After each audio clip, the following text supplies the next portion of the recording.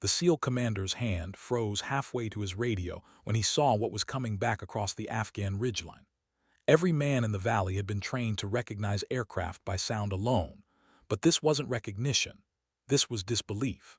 The A-10 Thunderbolt emerging through the smoke wasn't flying.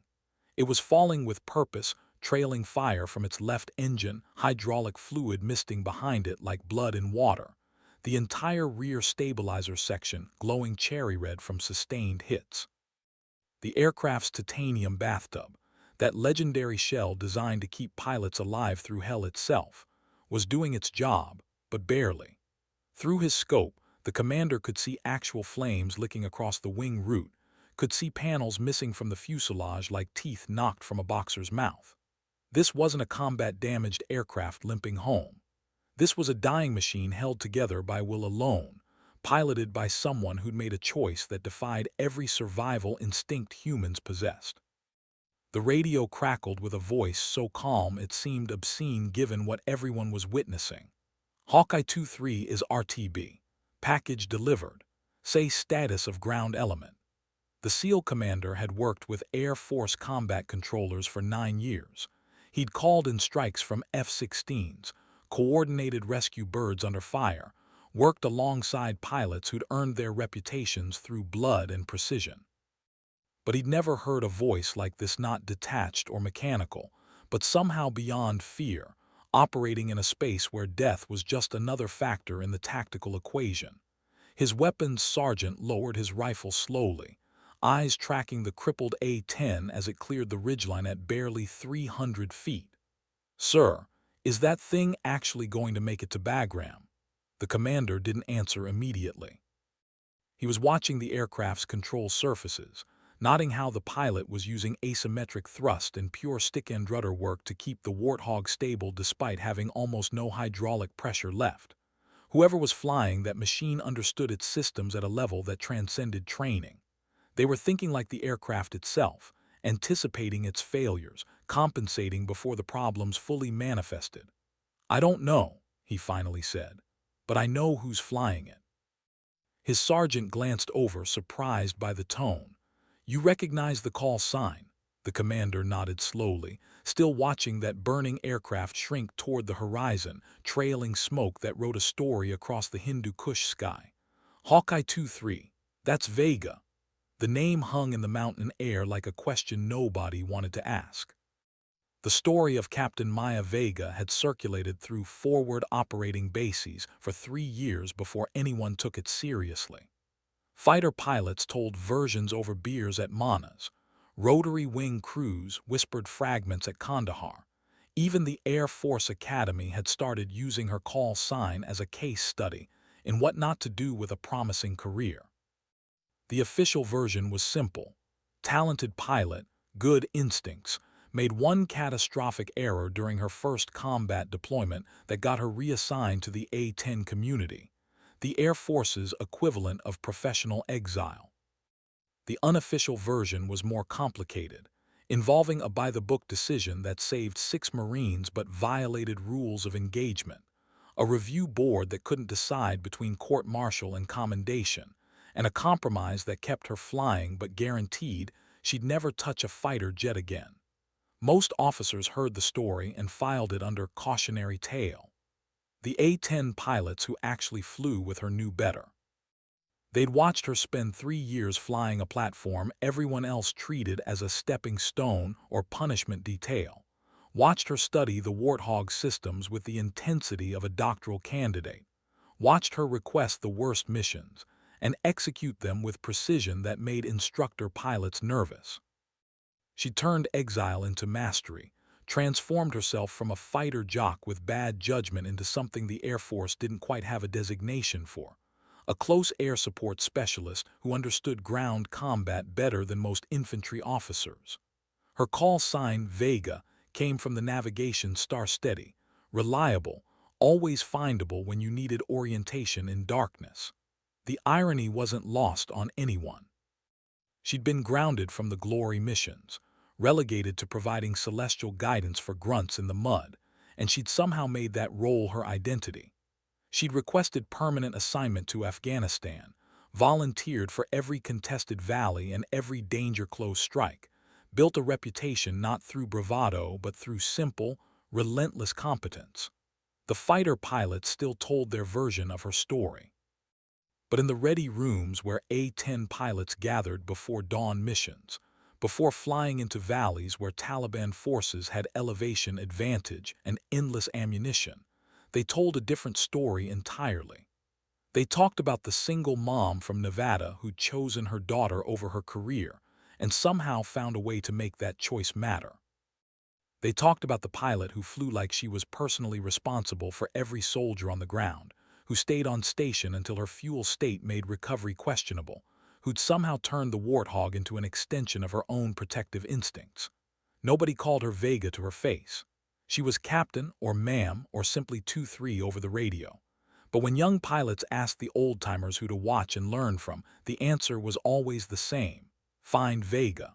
Watch what she does. That's how you survive out here. The mission briefing had been routine until the weather satellite showed the storm system moving faster than predicted. Maya sat in the back row of the operations center at Bagram, listening to the intelligence officer describe the target compound in the Pech Valley suspected Taliban logistics hub, limited civilian presence, window for strike between 1400 and 1600 hours before the weather closed in. Standard interdiction package, 2 F-16s for precision strikes, 2 A-10s for cleanup and ground support if needed. The mission commander was a major she'd flown with twice before, competent enough, but he had that fighter pilot certainty that sometimes mistook clarity for wisdom. "Weather's going to be tight," he said, studying the satellite imagery. "We hit fast, we get out. No loitering, no heroics. If the ground element gets contacted, they've got their own bird on station." Maya said nothing, but her eyes traced the terrain features on the map. The Pech Valley was a graveyard of optimistic mission plans. The mountains created unpredictable wind patterns, the valleys channeled aircraft into predictable approach lanes, and every compound had escaped routes that infantry couldn't cover without air support. The phrase, "their own bird," meant a medevac helicopter that would need 20 minutes to spin up and 30 more to reach any contact point, an eternity when rounds were incoming. The intelligence officer continued with his assessment, but Maya was reading between the lines, seeing the mission beneath the mission. There was a SEAL reconnaissance element already in the valley, gathering human intelligence on the compound.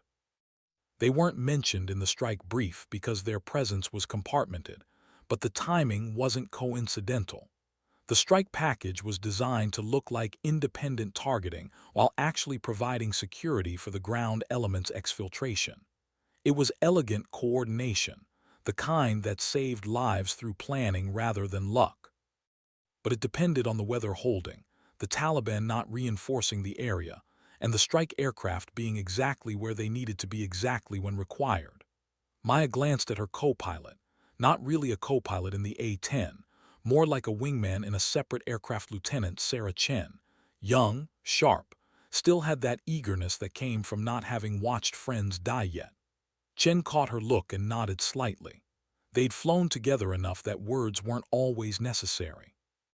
Both of them understood what the major wasn't saying. This mission had failure points everywhere, and the only thing standing between complicated and catastrophic was execution under pressure. The flight to the target area took 40 minutes through weather that degraded with every passing mile. Maya flew the A-10 low, using terrain masking to avoid radar detection, feeling the aircraft respond to her inputs like a conversation between old friends. The Warthog wasn't graceful. It was a flying gun platform built around the GAU-8 Avenger cannon, designed for one purpose and engineered to survive punishment that would destroy faster, prettier aircraft. She loved it the way soldiers love reliable weapons, with an appreciation rooted in mutual dependence. The radio chatter was minimal. The F-16s were running 15 minutes ahead, coordinating their approach with the overall mission timeline. Maya listened to their brevity codes, translating the shorthand into tactical pictures in her mind. They were setting up for laser-guided munitions, painting targets from standoff range, trying to minimize exposure to ground fire. Professional, efficient, exactly by doctrine. Her radar warning receiver chirped occasionally as Taliban air defense systems swept the frequencies, looking for targets. They had MANPADS in these Valley shoulder-fired missiles that could ruin your day if you got predictable. Maya varied her altitude and heading, never establishing a pattern, keeping the Warthog's movements random enough to frustrate targeting solutions. Chen's voice crackled over the tactical frequency. 2-4 has visual on the valley. Weather's deteriorating north of target. Maya acknowledged, banking slightly to get her own sight line. The Pech Valley opened below them like a scar in the earth, deep and narrow, with the Pech River running silver between brown mountainsides. Clouds were building over the northern peaks, moving south faster than the meteorologists had predicted. The strike window was compressing, squeezing the timeline into something that would require perfect execution. The mission commander's voice cut through the frequency. Hawkeye flight, hold at point Alpha. F-16 package is inbound, time on target 2 minutes. Maya throttled back, entering a lazy orbit that kept her aircraft moving while maintaining position. She could see the target compound, now a cluster of buildings clinging to the mountainside, connected by rough paths that were either very old roads or very wide trails. Smoke rose from one structure, normal daily activity or an indicator of alert status. Impossible to tell from altitude. The F-16s made their run with precision that bordered on artistry. Laser-guided bombs impacted in sequence, secondary explosions blooming orange against the brown earth as munitions inside the compound cooked off. Maya watched the smoke plume rise, nodding wind direction and speed, cataloging escape routes from the compound, identifying positions where surviving Taliban might regroup. Professional habit, marking the chessboard before pieces started moving. Then everything changed. The radio transmission was calm but immediate, using the brevity code that meant contact with enemy forces. Raptor 3-1, troops in contact, grid November Bravo 473-821. Maya's hands moved before her conscious mind finished processing. She rolled the A-10 into a dive, throttles forward, her eyes already scanning the grid coordinates burning in her memory. That was the SEAL Element's position, 3 kilometers from the target compound, which meant the Taliban had prepositioned forces for exactly this scenario. The strike on the compound wasn't the mission, it was the trigger. The SEALs had walked into a trap built specifically to catch American Special Operations teams, and now they were caught in terrain that favored the enemy completely. The mission commander's voice was tight. Hawkeye 2-3, negative on close air support. Weather's closing, medical bird is inbound, maintain position for Maya switch to the ground frequency, ignoring protocol. Raptor 3-1, Hawkeye 2-3, talk to me. The SEAL commander's voice came back compressed, words measured against the sound of gunfire in the background. We've got fighting positions in rocks above us, PKM machine guns, maybe 40 to 60 enemy fighters. We're pinned in a streambed limited cover, at least 2 wounded. We need danger-close gun runs now. Maya was already configuring her weapon systems, bringing the GAU-8 online, checking ammunition count 1150 rounds of 30 ammunition, each one a fist-sized chunk of depleted uranium designed to penetrate armor. Against personnel in open terrain, it was apocalyptic. Copy, 3 minutes. She didn't wait for clearance from the mission commander. The time for coordination had passed the moment those SEALs started taking fire. She knew the regulations, knew the proper chain of command, knew exactly what this would cost her professionally. She also knew that 16 men were about to die unless someone made the decision that regulations couldn't accommodate. Chen's voice was uncertain. Captain, we didn't get cleared for stay high, Maya said. Cover my approach, watch for MANPADS launch signatures. She pushed the Warthog into a steep dive, dropping altitude fast, feeling the air pressure change as she descended into the valley. The weather was degrading moment by moment, clouds lowering, visibility decreasing, exactly the conditions where A-10s earned their reputation or died trying. She could see the streambed now, see the tiny figures of the SEALs pressed against rocks, see the muzzle flashes from Taliban positions in the high ground. Classic ambush geometry, perfect fields of fire, escape routes covered. The insurgents had chosen their ground well. Maya lined up her first gun run from an angle that would put her cannon fire parallel to the SEAL position rather than perpendicular, minimizing the risk of rounds impacting friendly forces. The GAU-8 was accurate, but at danger close distances less than 200 meters accuracy became relative. She'd be threading a needle at 300 knots with mountains on three sides and clouds pressing down from above. The Warthog's heads-up display showed targeting solutions, ballistic calculations, impact predictions. She ignored most of it, trusting her instincts and 3 years of flying this same mission profile in a dozen different valleys. Her finger settled on the trigger. Raptor 3-1, guns, guns, guns. The A-10 shuddered as the GAU-8 came alive. The sound was distinctive, not the sharp crack of rifle fire or the roar of explosions, but a deep, mechanical howl that carried across the valley like thunder rolling through canyons. 70 rounds per second hammered downrange, depleted uranium projectiles disintegrating rock, vegetation, and anyone unlucky enough to be in their path. Maya walked the fire across the Taliban positions with microsecond adjustments to her stick, watching the tracers arc through gray air, hearing the SEAL commander's voice confirm impacts. Good hits, shift fire right side 20 meters. She broke left, climbing, feeling the Warthog respond sluggishly as she pulled 4GS at low altitude. The clouds were lower now, ceiling dropping towards something that would trap her in the valley if she didn't climb soon. Her radar warning receiver screamed missile launch, MANPADS coming off the ridgeline. She punched flares, felt the magnesium bloom behind her, hoped the heat signature would be enough to decoy the missile away. It was. The contrail passed behind her right wing, missing by maybe 50 feet. Chen's voice was strained. 2-3, we've got multiple launch sites lighting up. Maya rolled into her second gun run without responding. The Taliban had committed to the fight now, bringing out weapons they'd kept hidden during the F-16 strikes. They'd waited for the close air support birds, waited for aircraft that had to come low and slow to be effective. Smart tactics, patient execution. They'd studied American doctrine and built their ambush accordingly. Her second strafe ripped through machine gun positions on the western ridge.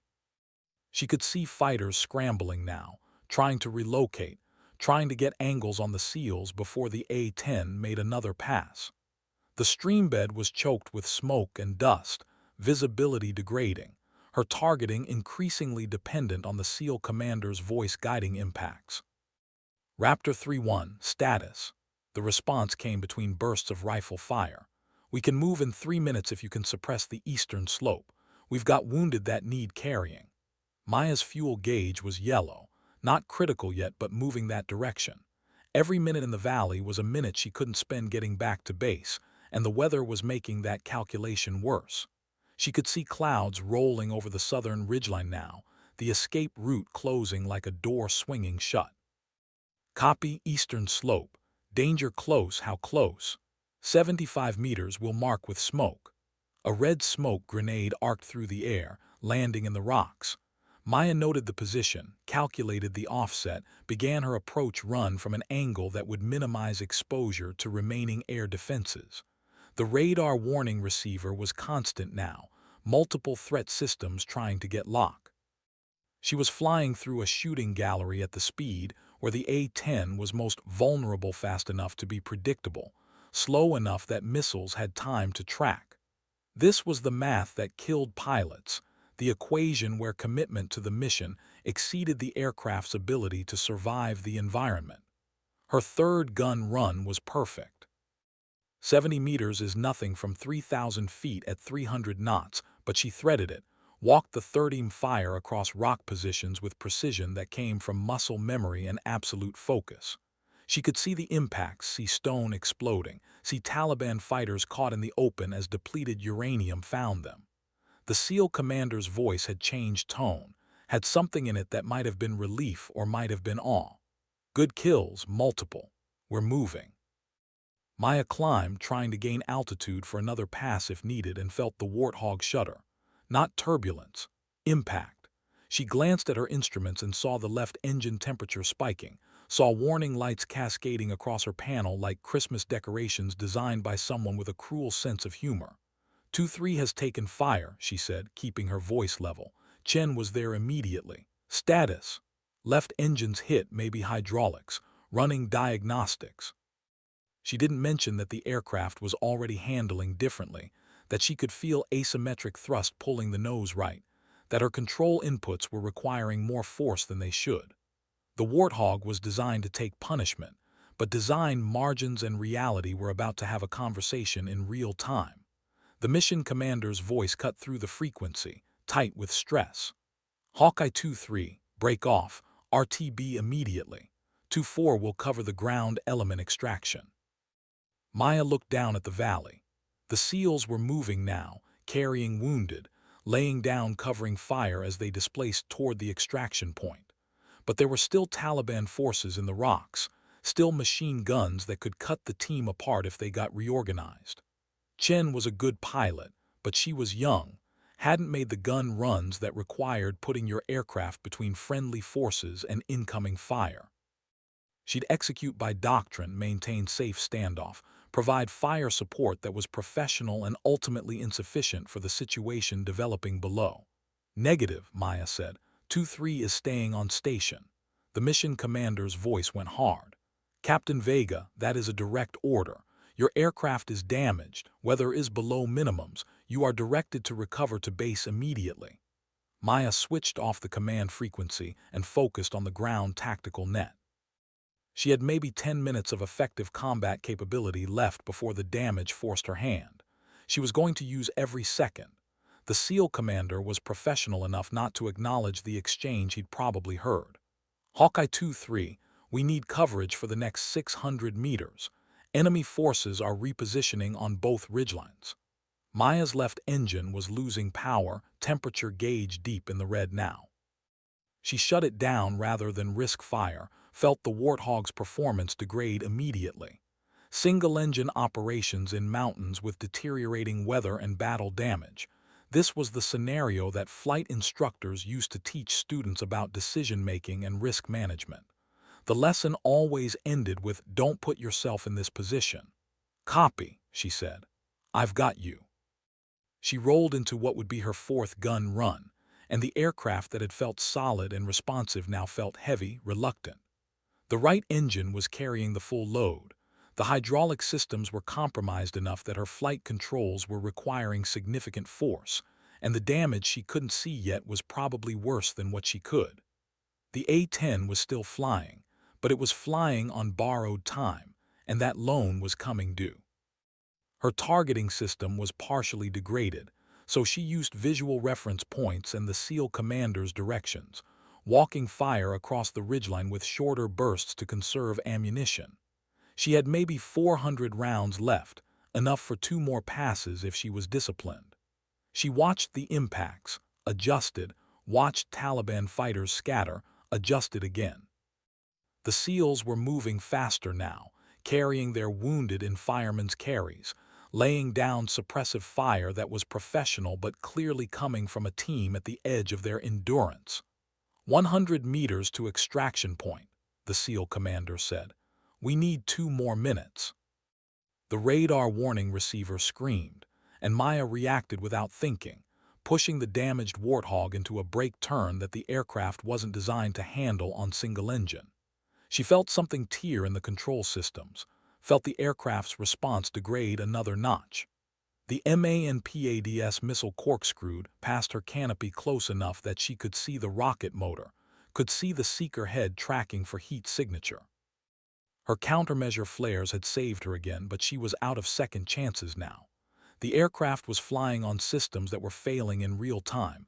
Every control input a negotiation between what she asked and what the Warthog could deliver. Chen's voice was urgent. 2-3, you're trailing smoke. You need to get out of the valley. Maya knew.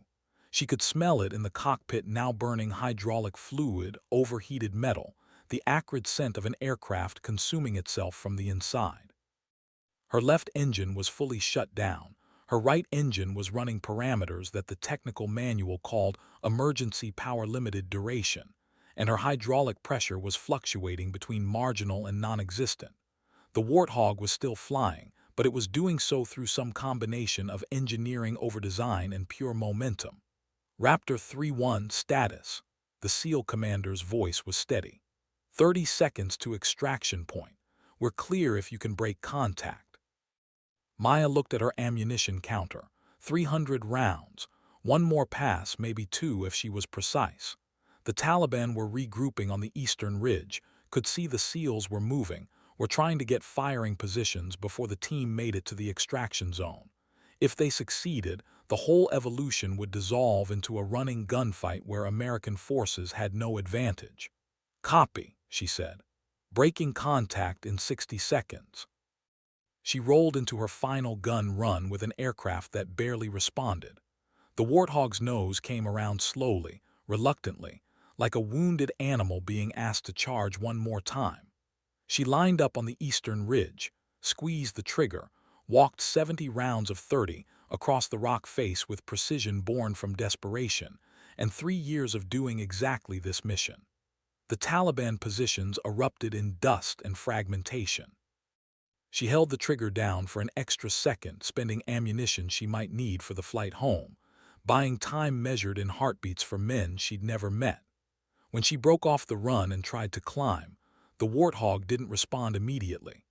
She pushed the throttle to maximum, felt the right engine surge, felt the aircraft finally claw for altitude with all the enthusiasm of a swimming pool float being asked to become a helicopter.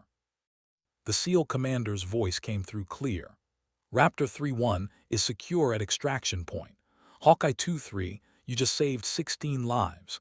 Get home safe." Maya didn't respond. She was too busy trying to coax her dying aircraft over the ridgeline, trying to find a flight path that would take her toward Bagram through weather that was now officially below the minimum recovery conditions.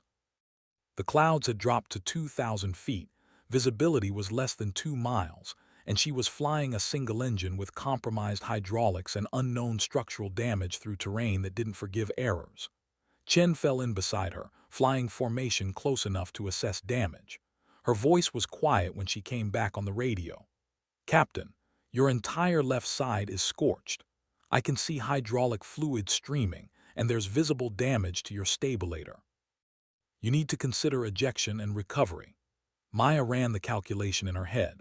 The ejection seat would work. Martin Baker's seats were reliable. She'd come down by parachute somewhere in the Afghan mountains, probably break something in the landing, definitely spend several terrifying hours waiting for rescue while hopping Taliban forces didn't find her first. It was the safe choice, the choice that prioritized her survival over an aircraft that could be replaced. But that aircraft wasn't just metal and systems. It was 3 years of missions, 3 years of soldiers who'd called for support and received it, 3 years of proving that being exiled to the A-10 community wasn't the end of her career but a different kind of beginning. The Warthog had brought her home from every mission, had absorbed damage meant for her, had flown when it had every engineering reason to quit. Walking away felt like abandoning a wingman. "Negative," she said. "I'm taking it home." The flight to Bagram took 35 minutes that felt like hours. Maya flew through clouds using instruments, trusting the gauges that still worked while ignoring the ones that were giving her readings that didn't align with physical reality. The right engine was running hot, past emergency limits into the range where catastrophic failure became probable rather than possible. The hydraulic pressure finally dropped to 0, which meant her flight controls were now entirely manual. No power assist, just direct cable connections to control surfaces that were being moved by her physical strength against 300-knot airflow. Flying the Warthog without hydraulics was theoretically possible. The manual said so. Maya was discovering that theoretically possible was engineering speak for good luck with that. She crossed into Bagram's airspace with an aircraft that was more suggestion than machine. The tower controller's voice was professionally calm despite what he was certainly seeing on radar: an A-10 squawking emergency, single engine, well below normal approach altitude, requesting priority landing. Hawkeye 2-3 Bagram Tower, winds 270 at 15, gusting 22, visibility 2 miles in smoke, Runway 21 cleared to land, emergency equipment standing by. Maya acknowledged, began her approach, and immediately discovered that landing a battle-damaged A-10 without hydraulics in gusty crosswinds was every bit as difficult as it sounded. The aircraft wanted to weathervane into the wind, wanted to drop the damaged left wing, wanted to do anything except track the centerline. She fought it with stick inputs that required both hands and physical effort that made her shoulders burn. Chen was on the radio, talking her through it. Airspeed looks good, you're right of centerline, correct left, you're high on glide path. Maya blocked it out, focused on the runway growing in her windscreen, focused on the sight picture she'd ingrained through 1,000 landings, focused on flying the aircraft with precision despite every system trying to quit. The Warthog hit the runway hard, bounced, settled again with landing gear that groaned but held. Maya deployed the drag chute, felt it catch, felt the aircraft slow with deceleration that pressed her against the straps. The right engine finally quit 30 seconds after touchdown, turbine blades seizing from heat damage, the whole power plant shutting down with a mechanical scream that sounded almost grateful. The Warthog coasted to a stop 3,000 feet down the runway, trailing smoke, leaking fluids, looking like something that had been spat out by a war that wasn't quite finished chewing. Fire trucks converged from both sides, foam already spraying. Maya sat in the cockpit for a moment, hands still gripping the stick, feeling the adrenaline drain and leave behind something that wasn't quite exhaustion and wasn't quite relief. She'd made decisions today that would end her career or define it, and she wouldn't know which for months. But 16 SEALs were alive, and in the calculus that mattered, that was the only number that counted. Chen's aircraft touched down behind her, rolled past, parked on the taxiway. Maya could see her wingman climbing out, could see the ground crew staring at the Warthog like it was a ghost that had materialized on their ramp. She popped the canopy, unbuckled, climbed down. The maintenance chief was a master sergeant who'd worked A-10s for 20 years. He walked around Maya's aircraft slowly, documenting damage with photographs and a growing expression of disbelief.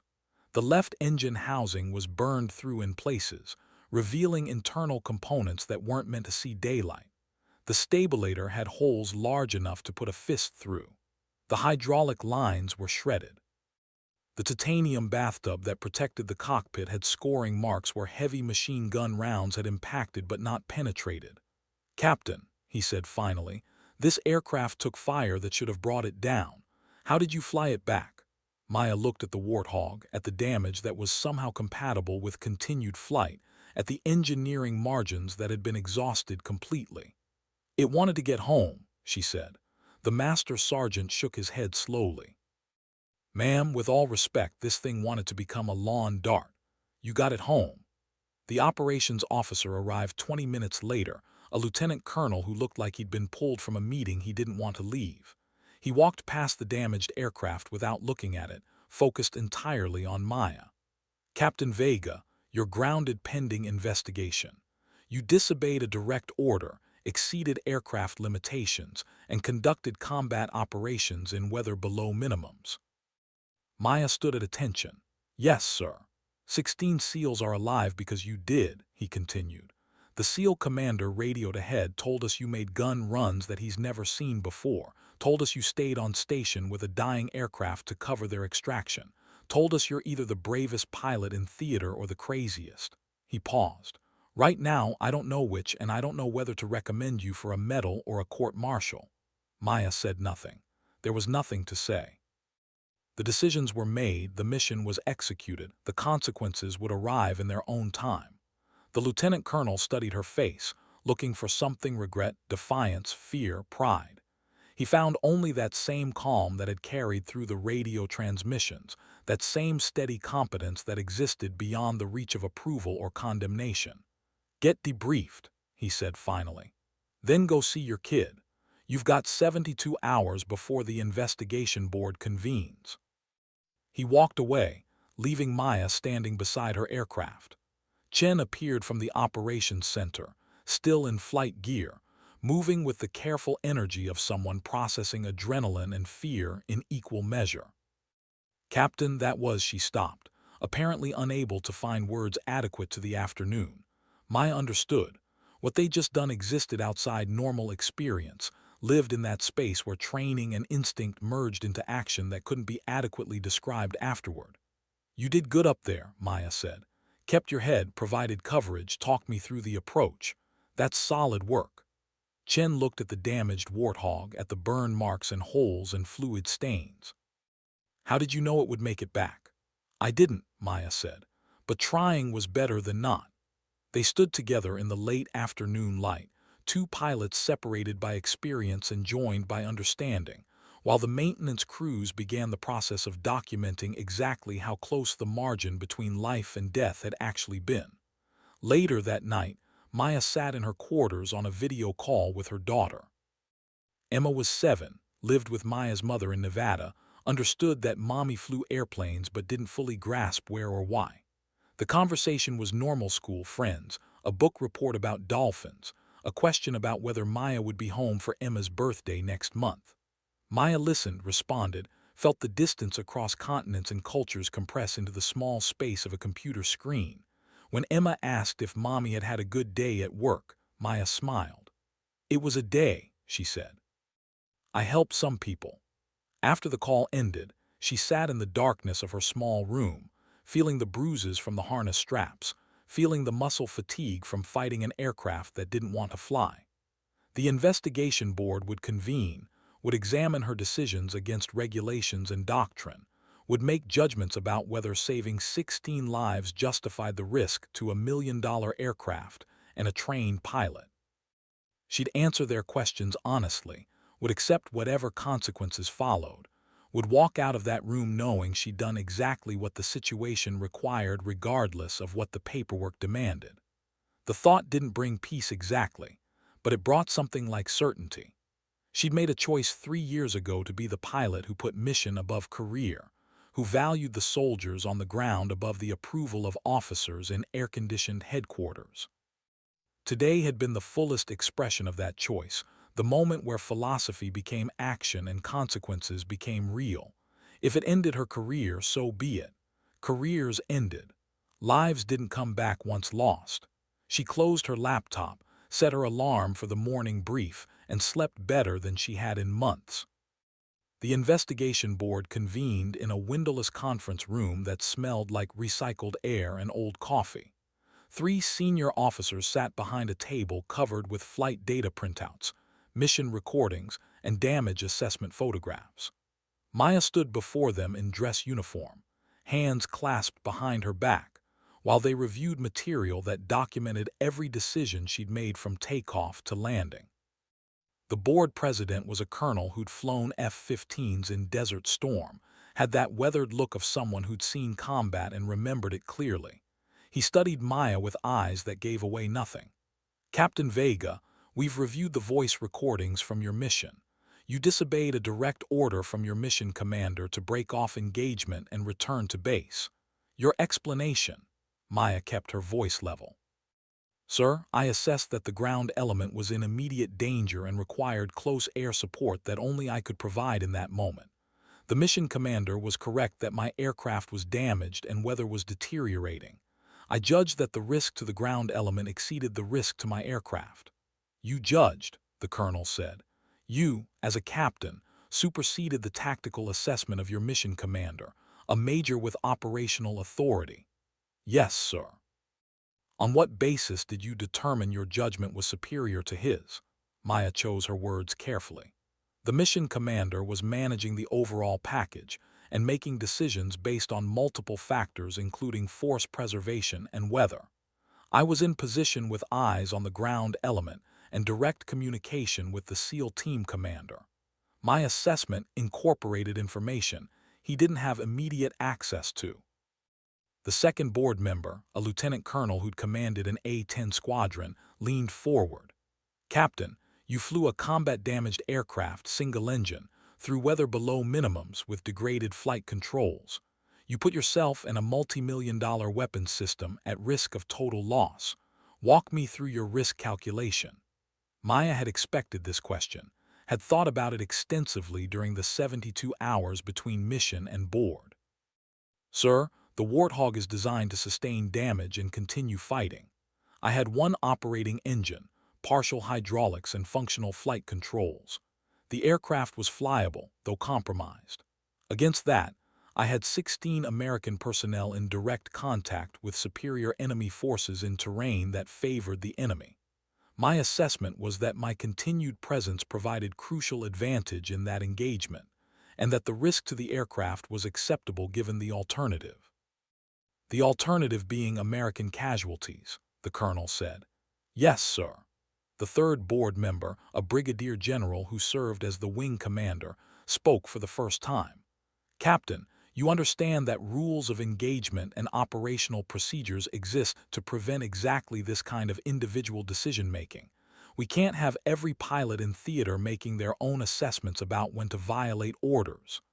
I understand, sir.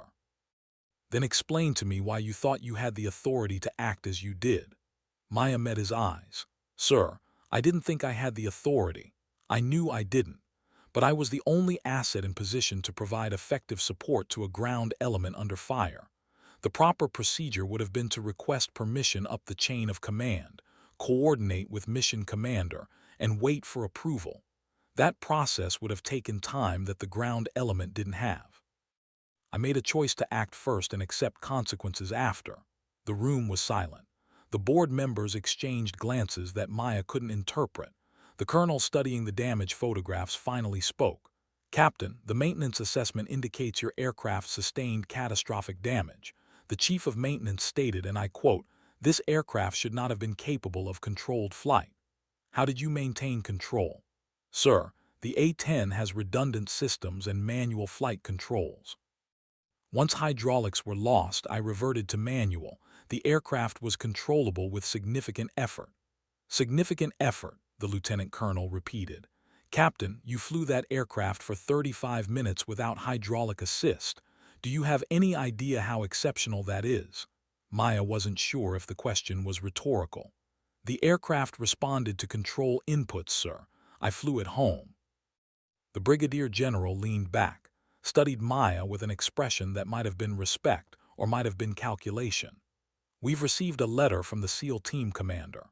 He states that your actions directly prevented multiple American casualties, that your gun runs were the most precise close air support he's witnessed in 9 deployments, and that you personally saved his team through exceptional airmanship and disregard for personal safety. He paused. We've also received a formal complaint from your mission commander stating that you created a command crisis and endangered force cohesion through insubordination. These perspectives are difficult to reconcile. Maya said nothing. There was nothing she could add that would change the fundamental tension between following orders and achieving mission success. The board president stood, walked to the window that didn't exist, turned back to face Maya. Captain Vega, your record shows a pattern. 3 years ago, you made an unauthorized decision during combat operations that resulted in your reassignment to the A-10 community. Now you've made another unauthorized decision that resulted in mission success but violated direct orders. Do you see the problem? Yes, sir. Do you understand that we can't have pilots who decide which orders to follow? I understand, sir. Then why do you keep doing it? The question hung in the air, more genuine than rhetorical. Maya took a breath, considered her answer, decided that honesty was the only response that made sense. Sir, I joined the Air Force to support the mission. Sometimes the mission requires acting in ways that aren't covered by doctrine. When I'm faced with a choice between following procedure and preventing American casualties, I'm going to choose the latter. I understand that makes me unsuitable for command positions or missions requiring strict coordination. But it makes me very suitable for the mission profile. I've been flying close air support for ground forces in contested environments where decisions are measured in seconds and consequences are measured in lives. The colonel smiled, though it wasn't particularly warm. You're telling this board that you're temperamentally unsuited for anything except the most dangerous mission profile in the Air Force, and you're presenting that as a positive trait. I'm saying I've found the place where my instincts align with mission requirements, sir. I'm good at what I do Because I'm willing to accept personal consequences to accomplish it. The board members conferred quietly. Maya stood at attention, not quite at ease but not quite rigid, occupying that physical space where military bearing meets authentic presence. Finally, the brigadier general spoke. Captain Vega, this board finds that your actions, while technically in violation of direct orders, were consistent with Air Force core values and resulted in exceptional mission success. We are recommending you for the Distinguished Flying Cross for heroism in aerial combat.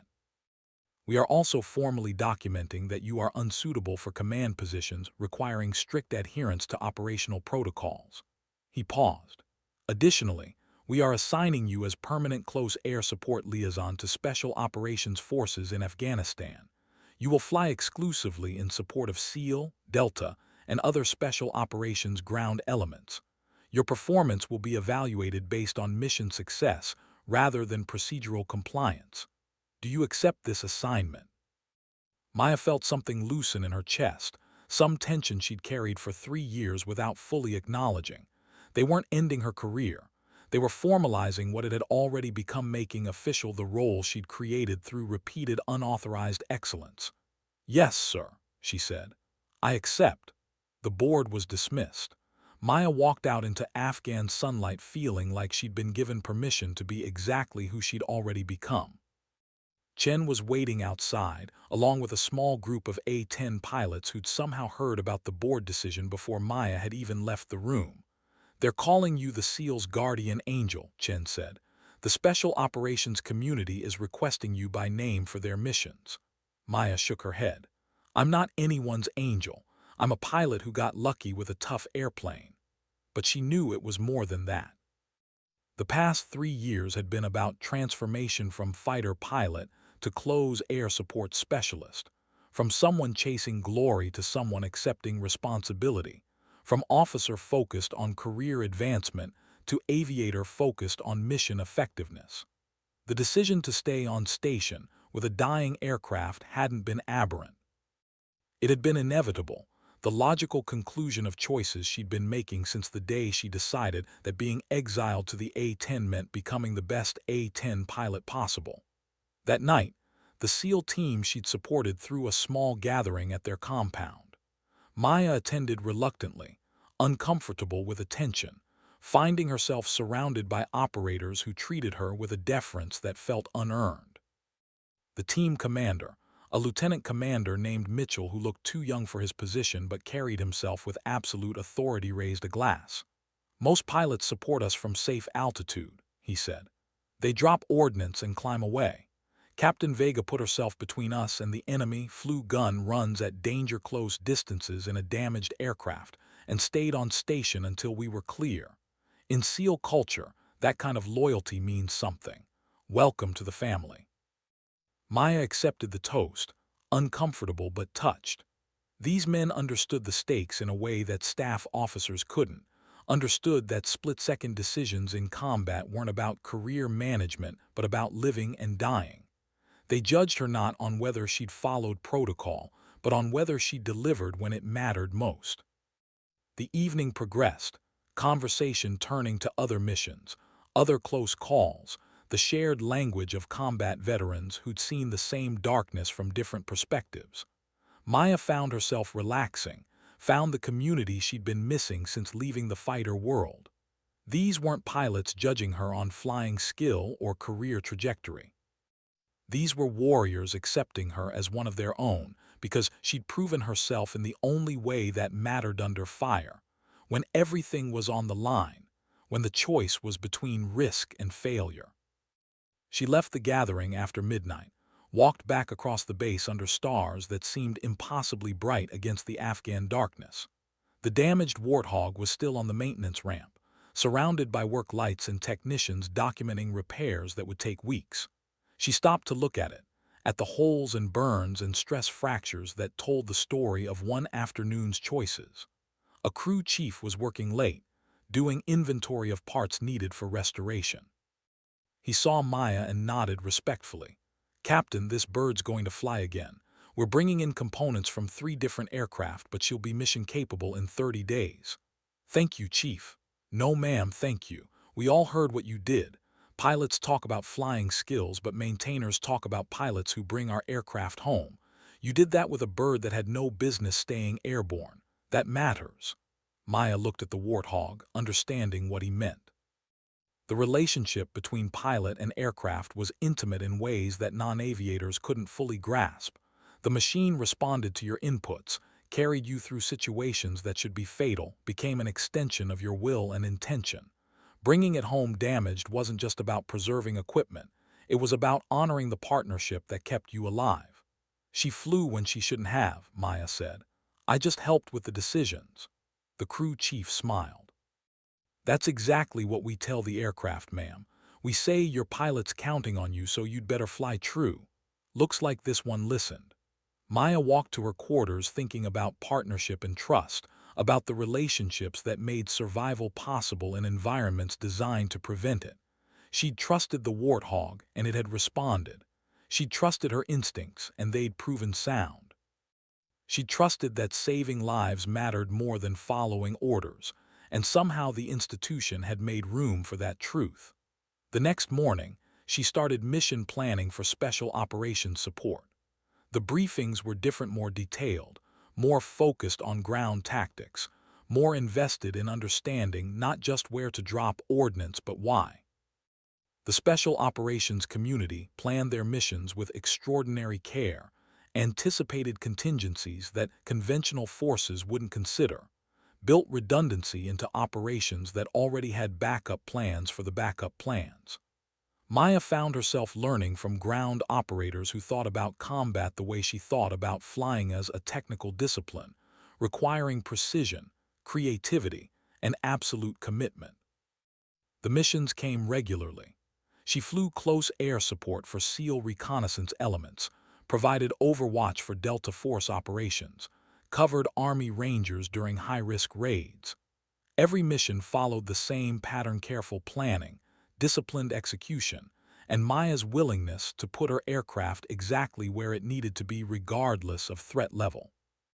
Her reputation spread through the special operations community not because she took unnecessary risks, but because she took necessary ones, calculated exactly how close was close enough, and delivered effects that created tactical advantage at critical moments. Other A-10 pilots noticed. They watched her mission briefs, studied her gun run techniques, asked questions about how she made decisions under pressure. Maya shared freely, turned her experience into teaching points, helped younger pilots understand that close air support wasn't just about dropping bombs, but about understanding ground combat from the perspective of the soldiers you were supporting.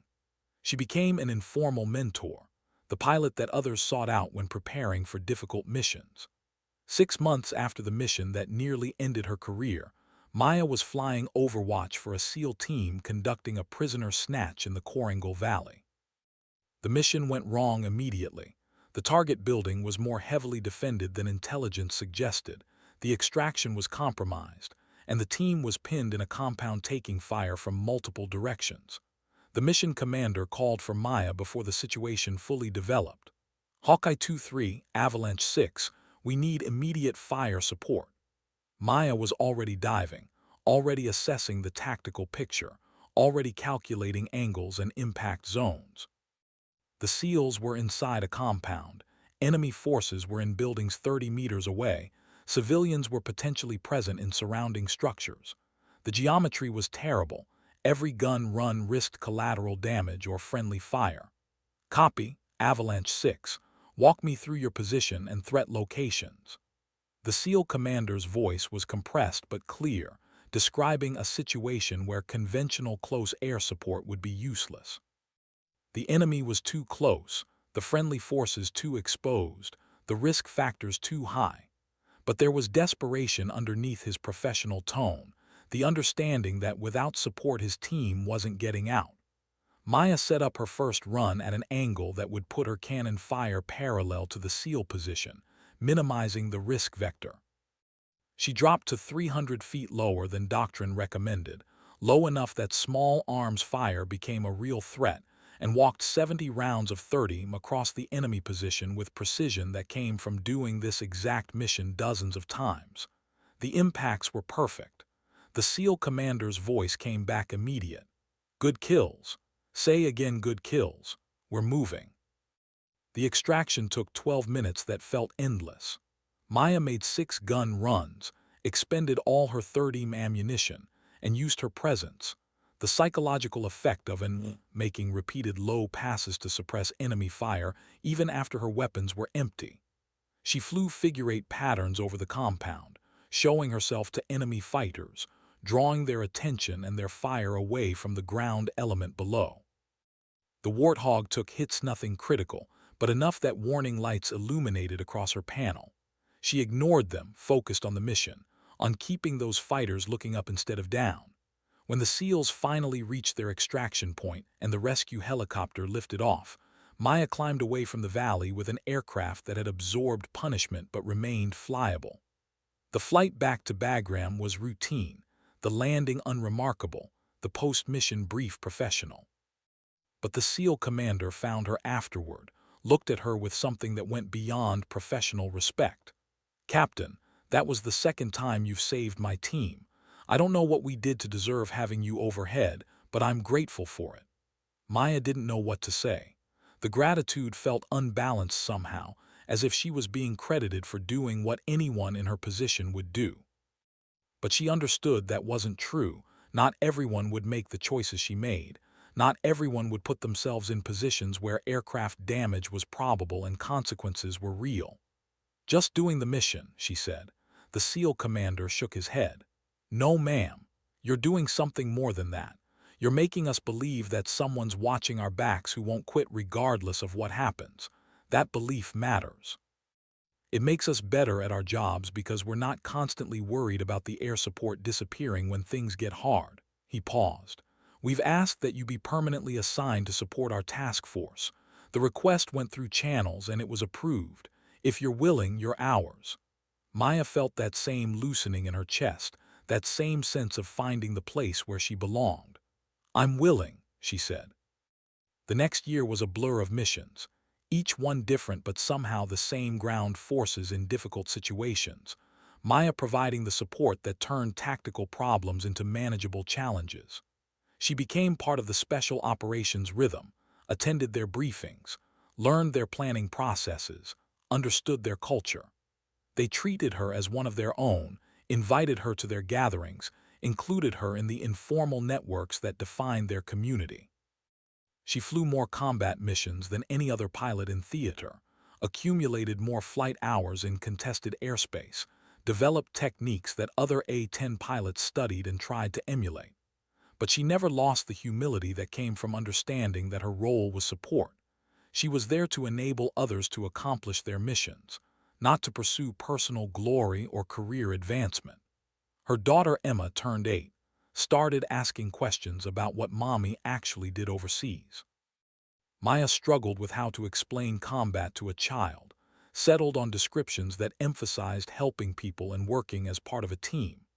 Emma seemed satisfied with the explanation, though Maya suspected that understanding would come later, when time and maturity made abstract concepts concrete. The video calls home became the anchor point of Maya's deployment, the reminder that her life extended beyond missions and aircraft and the particular intensity of combat aviation. Emma talked about school projects and soccer games and books she was reading, and Maya listened with attention that made those moments sacred. One night, Emma asked if Mommy was scared when she flew. Maya considered lying, considered protecting her daughter from the reality of what combat actually meant. But she'd built her career on honesty, on making decisions based on truth rather than convenience, and she couldn't abandon that principle even for comfort. Sometimes, Maya said, when things are difficult and people need help, there's fear. But the job is important and I'm good at it, so I do it anyway. Being scared doesn't mean you can't do what's necessary. Emma thought about that with the seriousness that children bring to concepts that adults have learned to rationalize. Are you a hero? Maya smiled. I'm a pilot who helps soldiers. Heroes are bigger than that. Heroes are people who do extraordinary things. I just do my job as well as I can. But she knew, even as she said it, that the distinction was artificial. The Special Operations Forces she supported thought she was extraordinary. The pilots who studied her techniques thought her skills were exceptional. The commanders who read her after-action reports noted mission success rates that exceeded statistical norms. The problem wasn't that she lacked heroic qualities. It was that she genuinely didn't see her actions as anything other than the logical extension of training and commitment. Heroism implied choice, implied going beyond requirements. Maya had simply found the place where her instincts aligned with mission needs and executed accordingly. It didn't feel heroic. It felt inevitable. The Distinguished Flying Cross ceremony took place on a sunny morning at Bagram, with an audience of pilots, Special Operations Forces, and senior officers who'd gathered to witness recognition that everyone agreed was overdue. Maya stood in dress uniform while a two-star general read the citation, describing the mission that had nearly ended her career and instead defined it. The medal was pinned to her uniform by the SEAL lieutenant commander whose team she'd saved, a symbolic gesture that acknowledged where her loyalty and effectiveness truly lay. The general's speech was professional, hitting the expected notes about courage and dedication and airmanship. But when he finished the official remarks, he added something that wasn't in the prepared text. Captain Vega represents a particular kind of military professional, the specialist, who masters one domain so completely that they become irreplaceable within it. We need fighter pilots and bomber pilots and transport pilots. But we also need pilots like Captain Vega who understand that close air support isn't just a mission set. It's a philosophy of service where ground forces needs come first and everything else is secondary. That philosophy saved lives this year. It will save lives in the future, and it deserves recognition. The ceremony concluded with applause that Maya found embarrassing but accepted with grace. She shook hands with officers who'd previously questioned her judgment, received congratulations from pilots who'd once considered her a cautionary tale, and felt the subtle shift that came from institutional recognition of work that had been happening quietly for years. Chen found her afterward, now flying her own missions with confidence that came from good training and Maya's mentorship.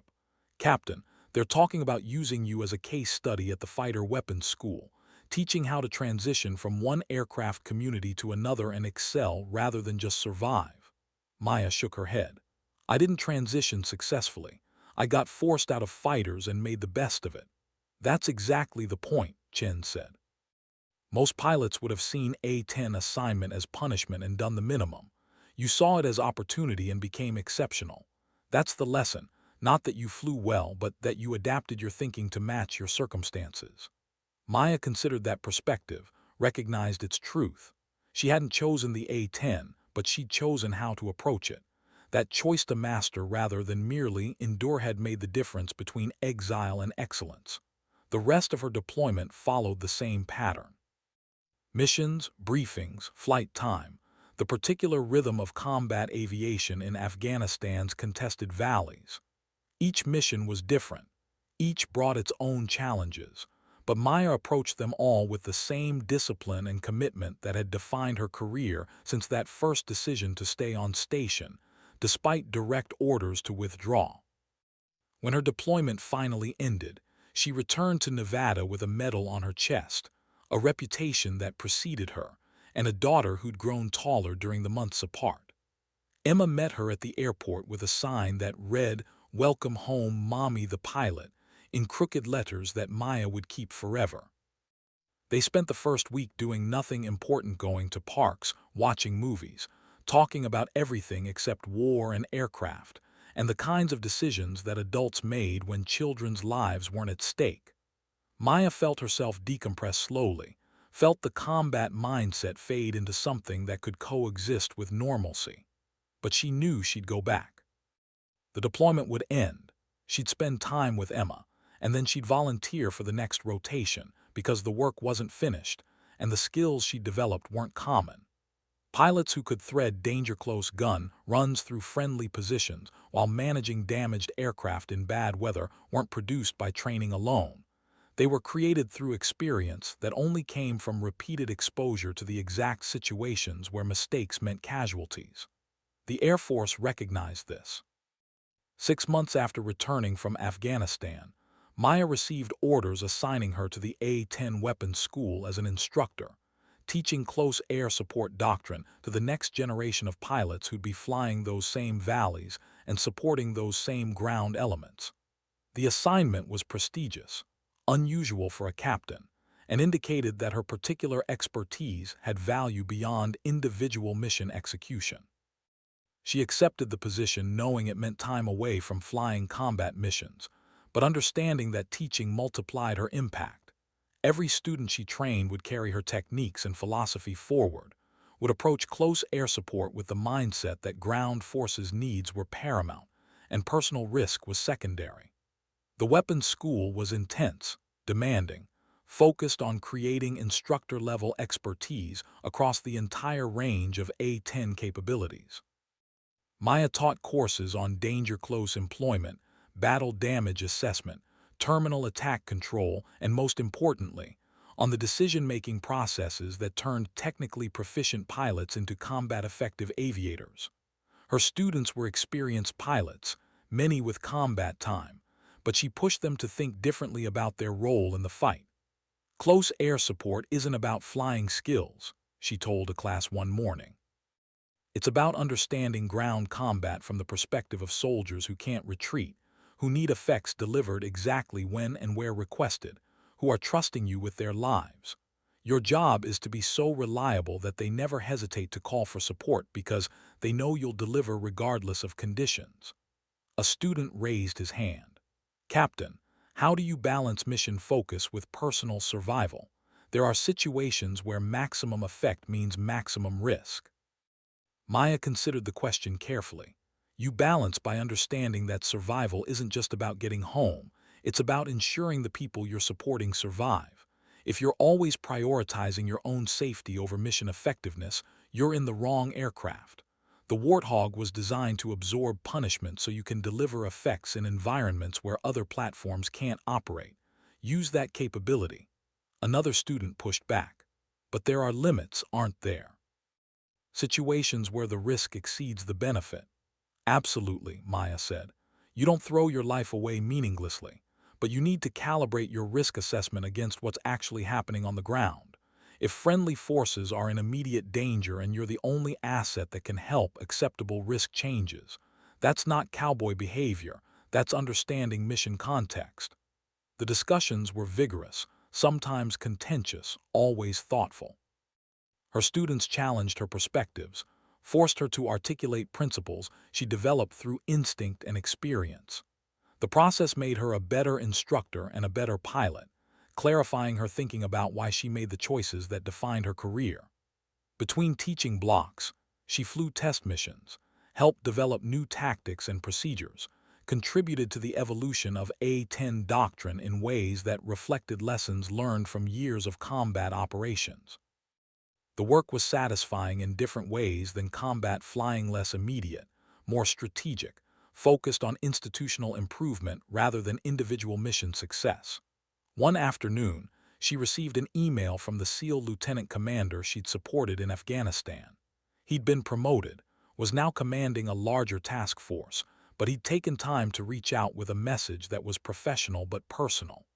Captain Vega, wanted you to know that my team talks about your support regularly. You set the standard for what we expect from close air support. Several pilots have tried to match your performance, and they're good, but they lack something you had, the willingness to get uncomfortable for our benefit. That willingness saved lives repeatedly. I hope you're teaching the next generation how to do what you did, because we need more pilots like you downrange. Maya read the email twice, felt something she couldn't quite name. Pride wasn't the right word, pride implied ego, and this felt different. Maybe satisfaction that her work had mattered, that the choices she'd made under pressure had proven sound over time, that the philosophy she'd developed through trial and error was being recognized as valid by the people whose judgment mattered most. She forwarded the email to her students with a simple note. This is why we practice until precision becomes instinct. This is why we push through fatigue and difficulty, because somewhere, someone will need exactly what you can provide, and your ability to deliver will determine whether they go home. The teaching assignment lasted 2 years, during which Maya trained over 60 pilots in advanced close air support techniques. Many of them deployed to Afghanistan, Iraq, and other contested environments. Several sent her messages describing missions where her training made the difference, situations where they'd executed under pressure, because she taught them how to manage fear and maintain focus when everything was on the line. The emails accumulated in a folder she didn't review often but never deleted evidence that her impact extended beyond her own missions. As her time at the weapons school concluded, Maya faced a decision point. She'd been promoted to major, had been offered staff positions at higher headquarters, could transition to career paths that led toward command and senior leadership. The typical trajectory for successful officers involved moving beyond tactical aviation into operational planning and strategic oversight. Her reputation and record meant she'd be competitive for positions that most pilots aspired to. But Maya understood herself well enough to know that staff work and headquarters assignments would slowly kill the part of her that made her effective. She was a tactical operator, someone who thrived in environments where decisions had immediate consequences and success was measured in concrete outcomes. Taking her away from flying meant taking away the skill set that defined her professional identity. She requested and received another combat assignment to Afghanistan, this time as the A-10 mission commander for an entire wing of close air support aircraft. The position gave her authority over how A-10s were employed across the theater, allowed her to shape doctrine and tactics at scale, while still maintaining flight currency on regular missions. It was the perfect balance: enough leadership to make systematic changes, enough flying to stay connected to the mission's reality. Emma was 9 now, old enough to understand that mommy was deploying again, old enough to have opinions about whether that was good or necessary. They had difficult conversations about duty and service, about why Maya chose to keep going back when she could request stateside assignments. Maya tried to explain without burdening her daughter with adult concepts about purpose and meaning. "I'm good at something important," Maya said during one video call before deploying. "When I'm there, soldiers are safer because I know how to help them. That matters enough that I need to keep doing it." Emma thought about that with the seriousness of children evaluating their parents' choices. "But you could get hurt." "I could," Maya acknowledged, "but I'm very careful and I fly an airplane that's designed to protect me. The risk is real but manageable." "Do you like it?" The question surprised Maya with its directness.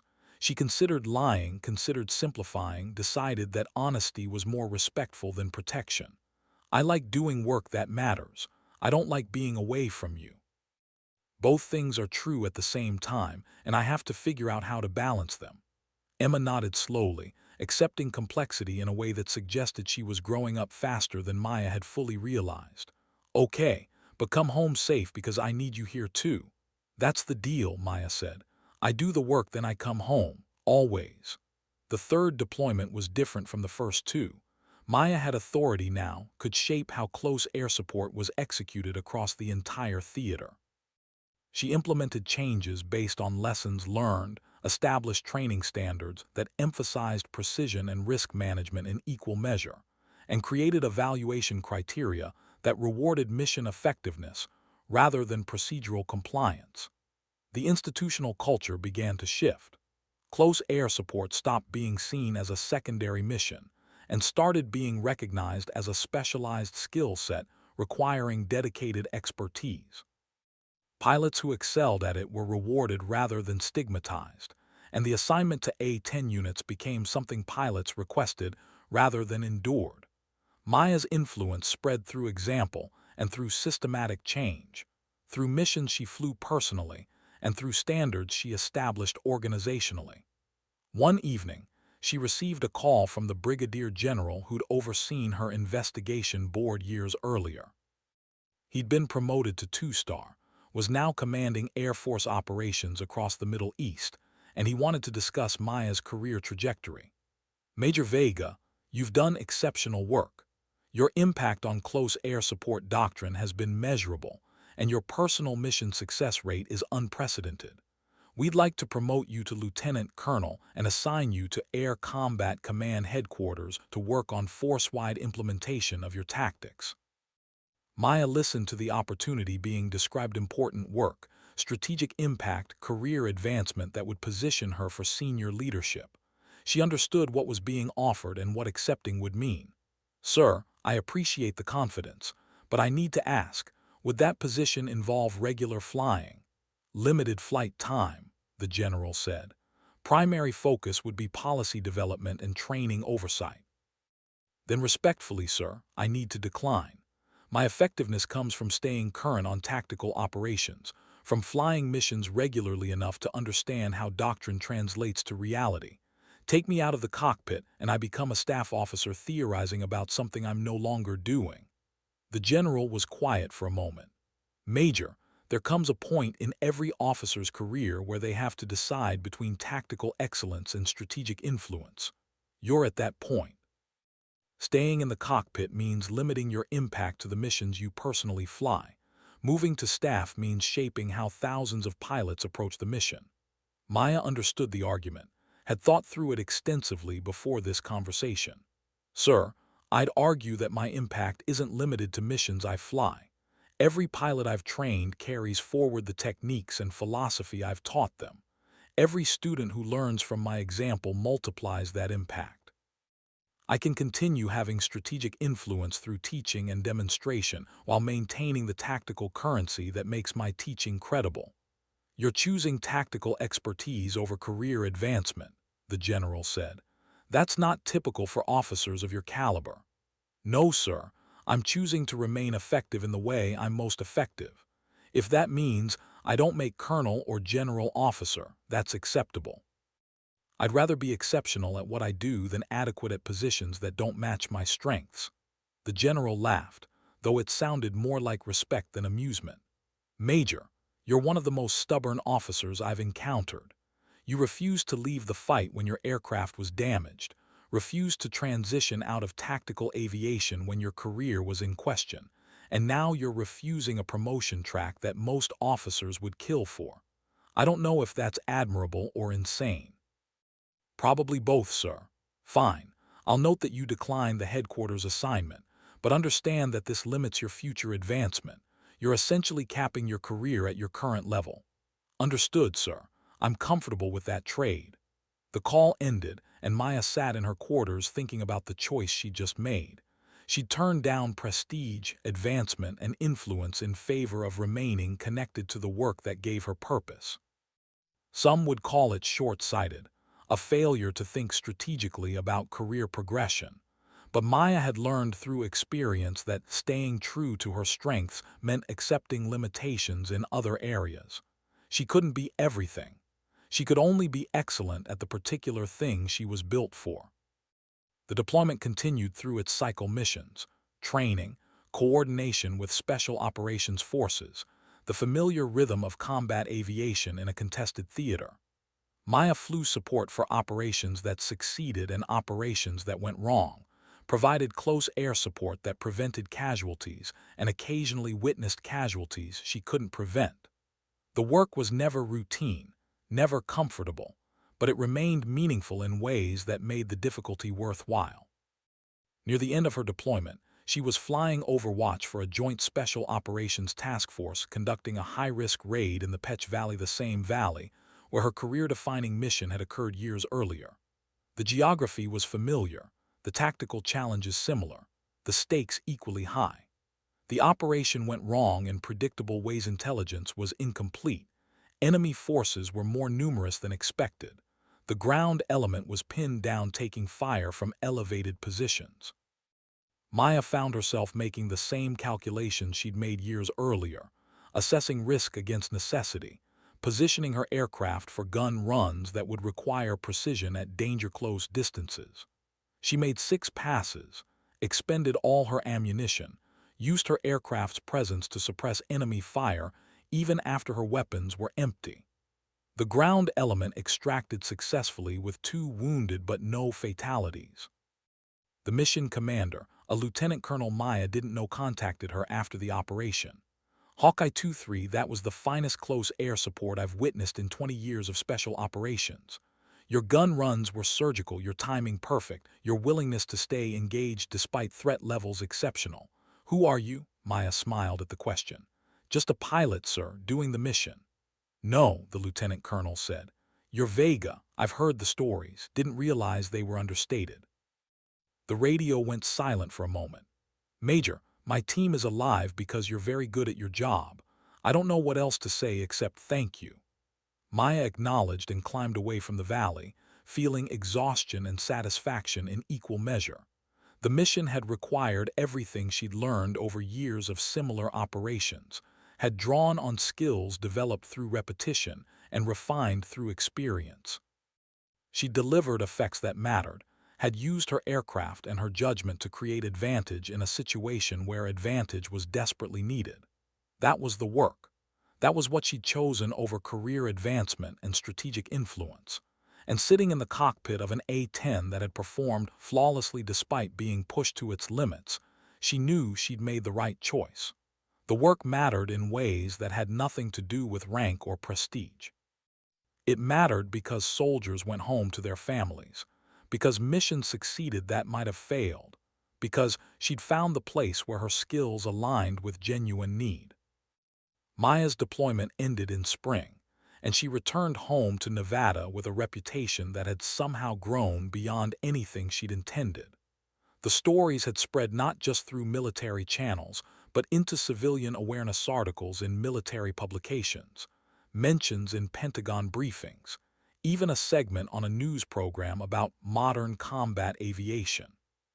She hadn't sought the attention, actively avoided it when possible, but her mission success rate and willingness to engage in situations other pilots considered too risky had created a narrative she couldn't control. Emma was 10 now, in 5th grade, starting to develop the independence that marked early adolescence. She told her friends that her mom was a pilot, though she didn't fully understand the details of what that meant in combat contexts. Maya preferred it that way childhood should be about school projects and soccer games, not about the mechanics of close air support in contested environments. They spent the first month of Maya's return time establishing routines, relearning each other's rhythms, negotiating the relationship between a parent who'd been absent and a child who'd developed habits in that absence. It wasn't always smooth, but it was real, the authentic complexity of military families managing deployments and reunions with grace and occasional friction.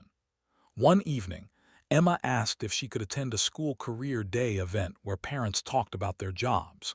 Maya hesitated, uncertain about how to present military aviation to 10-year-olds in ways that were honest but appropriate. She agreed with the condition that she'd keep the presentation focused on teamwork and problem-solving rather than combat specifics. The career day was held in a gymnasium decorated with student artwork and smelling like elementary school cafeteria food. Maya stood before 35th graders in civilian clothes, deliberately not wearing her uniform, trying to translate her work into concepts that children could understand without being exposed to adult realities. I fly an airplane called an A-10 Thunderbolt, she began. It's designed to help soldiers on the ground by providing support when they're in difficult situations. My job is to be very precise, very professional, and very committed to making sure everyone comes home safely. A boy in the front row raised his hand. Have you ever been in danger? Maya considered how to answer truthfully without frightening children. Sometimes my job involves risk, yes. But I fly an airplane that's designed to protect me, and I'm trained very carefully to manage difficult situations. The risk is real, but it's part of serving in the military. Emma was sitting in the middle of the group, watching her mother with an expression Maya couldn't quite read. Pride, maybe, or curiosity, or some combination of both. Another student asked, "Why did you choose this job?" "I chose it because I wanted to do work that mattered," Maya said. "I wanted to use my skills to help people, to be part of something larger than myself. Military service is about dedication to something beyond your own interests. It's about serving your country and protecting others.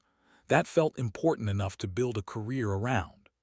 The questions continued about flying, about airplanes, about life in the military. Maya answered carefully, walking the line between inspiration and recruitment, between honesty and age-appropriateness. When the session ended, several parents approached to ask more detailed questions, clearly curious about the woman whose career seemed exotic compared to their own professional paths. One parent, a father who'd served in the army during Desert Storm, lingered after others had left. "Ma'am, I know who you are. My nephew served with a SEAL team in Afghanistan. He told me about an A-10 pilot named Vega who saved his unit twice, said she was the most dedicated combat aviator he'd ever seen." Maya felt uncomfortable with the recognition. "I just did my job." "No," the father said. "You did something extraordinary and made it look routine. That's different. My nephew told me that knowing you were overhead changed how his team approached missions. They knew support would be there regardless of conditions. That kind of reliability is rare." The conversation concluded with handshakes and mutual respect, but Maya left feeling exposed in ways she hadn't anticipated. Her work had been isolated in combat zones, known to military professionals but invisible to civilian communities. Having it recognized in an elementary school gym felt strange, like two parts of her life that should remain separate had suddenly collided. Emma was quiet on the drive home. Finally, she spoke. "Mom, are you famous?" Maya laughed. "No, honey. I'm just a pilot who's been doing the same job for a long time. But people know your name, that Dad knew who you were. Some military people know me because we work in the same field. That's not famous, that's professional reputation." Emma processed that for a moment. "Are you a hero?" The question again, this time from her daughter rather than a stranger. Maya pulled into their driveway, turned off the engine, looked at Emma with the honesty that their relationship demanded. "I'm someone who takes my job seriously and tries to do it as well as I can. If that helps people, then I'm glad. But I don't think about it as heroism. I think about it as responsibility." Emma nodded slowly, satisfied or at least willing to accept the answer. They went inside together, mother and daughter navigating the ordinary domesticity of homework and dinner preparation, while somewhere across the planet, pilots Maya had trained were flying missions using techniques she'd developed. The impact rippled outward in ways she couldn't directly observe, but she felt it nonetheless. The subtle satisfaction of knowing that her work extended beyond personal accomplishment into something that shaped how others approached their roles. The months of stateside assignment passed quickly. Maya flew training missions, conducted instructor upgrades for new A-10 pilots, and served as a mentor for officers transitioning into the close air support community. Her days were full but less intense than deployment cycles, allowing time for Emma's activities and personal recovery from the accumulated stress of years in combat zones. She knew another deployment was coming, knew it with the certainty that came from understanding military requirements and her own professional trajectory. The question wasn't whether she'd go back, but when and for how long.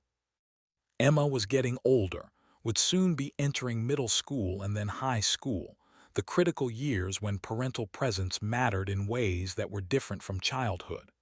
Maya would need to balance her commitment to the mission against her commitment to being present for her daughter's development. The tension between those obligations never fully resolved. She managed it through careful planning, through communication with her mother who served as Emma's primary guardian during deployments, and through honest conversations with Emma about what military service meant for their family structure. It wasn't perfect, but it was the best compromise she could construct between competing responsibilities that both felt absolute. One evening, she received orders for her fourth deployment to Afghanistan. The assignment was shorter than previous rotations, 6 months rather than 9, but it was to a position with operational authority over all A-10 assets in theater. She'd essentially be the senior close air support officer for the entire region, responsible for coordinating missions, establishing standards, and serving as the final authority on employment decisions. The position came with restrictions: she'd fly less frequently, would spend more time on planning and coordination, would be more strategically positioned than tactically engaged. It was a compromise between her desire to remain flying and the military's need to use her expertise at a level that shaped operations across multiple units. She accepted the assignment knowing it represented a transition point. She was moving toward the end of her career as a pure tactical operator, gradually shifting into roles that combined flying with leadership and operational planning. The change was inevitable. Age, rank, and experience eventually moved everyone from frontline execution to oversight and mentorship. Before deploying, Maya spent time with Emma doing ordinary things, hiking in the Nevada desert, watching movies, talking about everything and nothing. Emma was maturing rapidly, asking more sophisticated questions about Maya's work and what it meant to serve in the military. "Do you ever regret joining the Air Force?" Emma asked one afternoon while they were driving back from a climbing gym. Maya thought carefully about her answer. "I've had moments where the difficulty felt overwhelming, times when I questioned whether the cost was justified. But overall, no, I don't regret it. I've done work that mattered, used my skills in ways that helped people, and been part of something larger than myself. Those things have value that compensates for the sacrifices. What about me? Do you regret that your job means being away from me?" The question was direct, slightly confrontational, exactly the kind of challenge that adolescence produced. Maya appreciated the honesty. "I regret the time we missed together. I don't regret the work I do, but I'm sad about the trade-offs it creates. That's different from regret. It's more like accepting that important choices have costs." Emma nodded, processing complexity that most 10-year-olds didn't have to confront. "I'm proud of you, Mom, but I also wish you were around more." "That's fair," Maya said. "Both things can be true. I wish I could be around more too.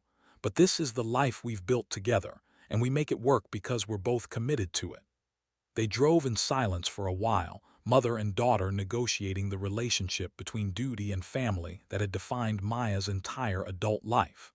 The conversation didn't resolve anything, couldn't resolve anything because the fundamental tension was inherent to the choices Maya had made. But talking about it helped, made the difficulty visible and shared rather than hidden and isolated. The fourth deployment began in summer, with Maya arriving at Bagram to assume responsibility for A-10 operations across a theater that had grown more complex as American force levels decreased. The mission profile had shifted: fewer large-scale operations, more small-unit engagements, increased emphasis on precision and minimizing collateral damage. The A-10 community had adapted, becoming even more specialized in the kinds of close air support that required intimate coordination with ground forces. Maya's role put her in the operations center more than the cockpit, coordinating strike packages, reviewing mission plans, making decisions about aircraft allocation and risk management. She flew when possible, maintained currency, but accepted that her impact was now primarily through leadership rather than personal execution. The shift felt appropriate given her experience level, though she missed the immediacy of tactical operations. One afternoon, she received a message requesting her presence at a classified briefing for a high-risk operation being planned by a joint task force. The mission involved multiple special operations elements conducting coordinated raids across a wide geographic area, targeting a Taliban leadership network that had survived years of American operations through careful operational security and distributed command structure. The planning team included representatives from SEAL teams, Delta Force, Army Rangers, Air Force Special Operations, and intelligence agencies. Maya was asked to present on how A-10s could support the operation, given its complexity and the demanding timeline. She studied the mission plan for several hours before the briefing, noting the challenges immediately: multiple simultaneous operations in terrain that limited communication, requirement for immediate close air support if any element got compromised, and absolute necessity of avoiding civilian casualties in areas where insurgents operated among the population. The mission required more than just flying skill. It required understanding ground tactics at the level where air and surface operations merged into unified action. At the briefing, she presented her assessment directly. This operation is high risk from the air support perspective for several reasons. First, you're conducting 4 simultaneous raids across 50 kilometers of terrain with limited communication infrastructure. If all 4 elements require close air support concurrently, we won't have enough aircraft to cover effectively. Second, 3 of the target locations are in populated areas where civilian presence is likely. That restricts weapons employment and increases decision timelines. Third, weather forecast shows possible storms that could complicate visual identification and laser-guided munitions delivery. The task force commander, a Colonel Maya had worked with on previous operations, nodded. Agreed on all points. What's your recommendation? I recommend we have 6 A-10s dedicated to this operation, staged in 2 ship elements at different locations to minimize response time. Each element should be briefed on all 4 raid locations and maintain close coordination with ground elements from initial insertion through extraction. We should also have backup AC-130 gunships on standby for urban engagements where precision is paramount. She paused. And I recommend I lead one of the A-10 elements personally. This operation requires decision-making in real time by someone who understands both the tactical picture and the strategic importance. That means experience level matters more than normal. The commander studied her carefully. Major, your position is operational command, not tactical execution. You're supposed to be coordinating from the operations center, not flying close air support. Sir, I understand my position. I'm telling you that for this specific operation, my experience is needed in the aircraft. I've flown support for these units dozens of times, know their tactics, understand their risk tolerance, and can make split-second decisions that less experienced pilots would need to coordinate up the chain. Time matters in these engagements. Having someone overhead who can authorize and execute immediately creates advantage. The room was silent.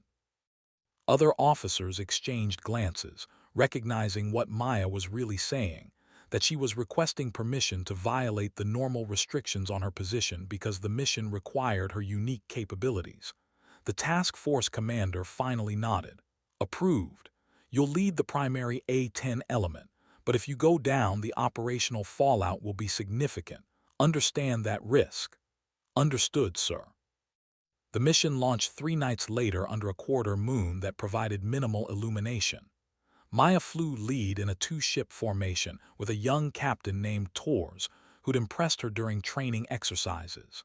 They orbited at medium altitude, monitoring 4 different tactical frequencies, tracking 4 separate ground elements as they moved toward their targets. The coordination was elegant SEAL teams inserting via helicopter, Rangers conducting overland infiltration, Delta Force already in position having infiltrated days earlier. The operations unfolded with precision that came from meticulous planning and professional execution, until the 3rd target went wrong.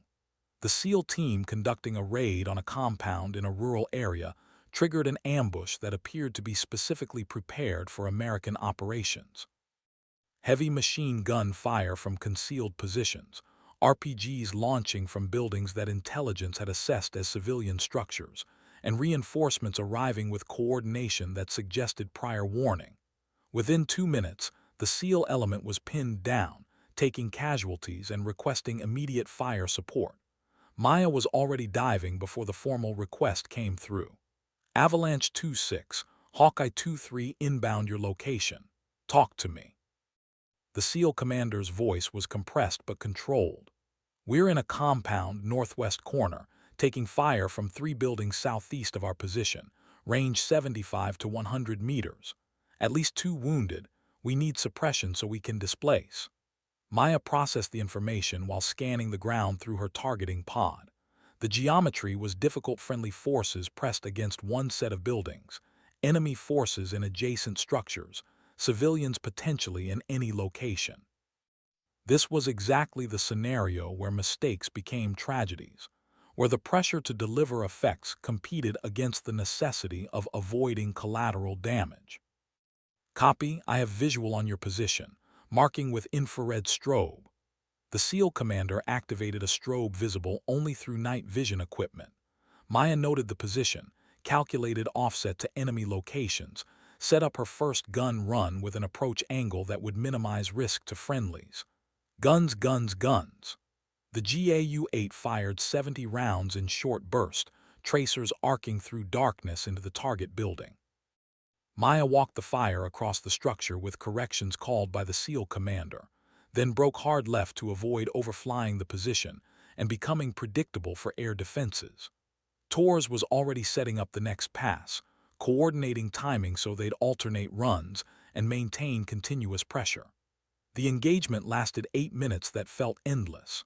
Maya made 4 gun runs, expending ammunition with precision that came from years of identical scenarios. Torres made 3 runs, learning in real time from Maya's example, executing with confidence that suggested he'd be exceptional with more experience.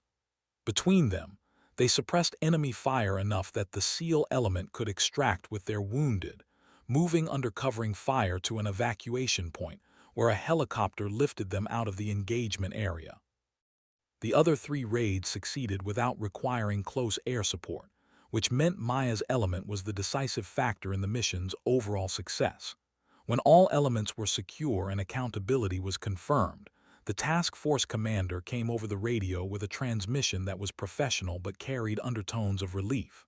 Hawkeye 2-3, all elements secure, mission success. Your support was essential to extraction of Avalanche 2-6. Outstanding airmanship. Maya acknowledged and turned toward Bagram, feeling exhaustion settle into her body.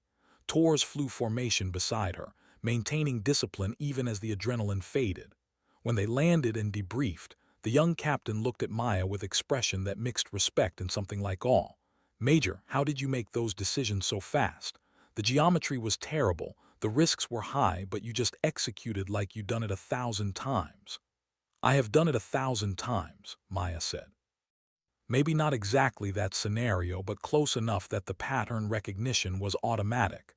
You did well, good positioning, good communication, solid execution. Keep flying these missions and you'll develop the same instincts. Torres nodded slowly. "I want to be as good at this as you are." Maya smiled. "Then stay humble, keep learning, and remember that every mission is about the soldiers on the ground, not about your flying skills. Make that your focus and the skills will develop naturally." The conversation ended, but Maya recognized that she just witnessed something important. A younger pilot inspired to pursue excellence in close air support, motivated by example rather than instruction. That was how cultures changed, how organizational priorities shifted. Not through policy directives, but through demonstrated competence that made others want to achieve the same standard. The deployment continued through its cycle, with Maya flying missions when required and coordinating operations when not.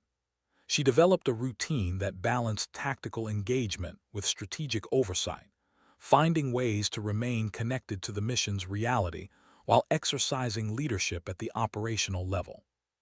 The balance wasn't perfect, but it was functional, allowing her to contribute value at multiple levels simultaneously.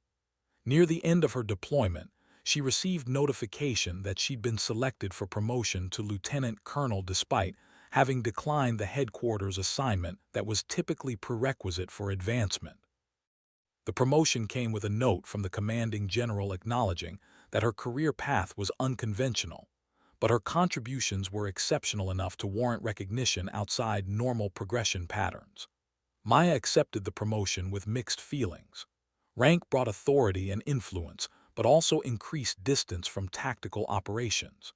She'd need to be even more deliberate about maintaining flying currency, even more intentional about staying connected to the mission's ground truth.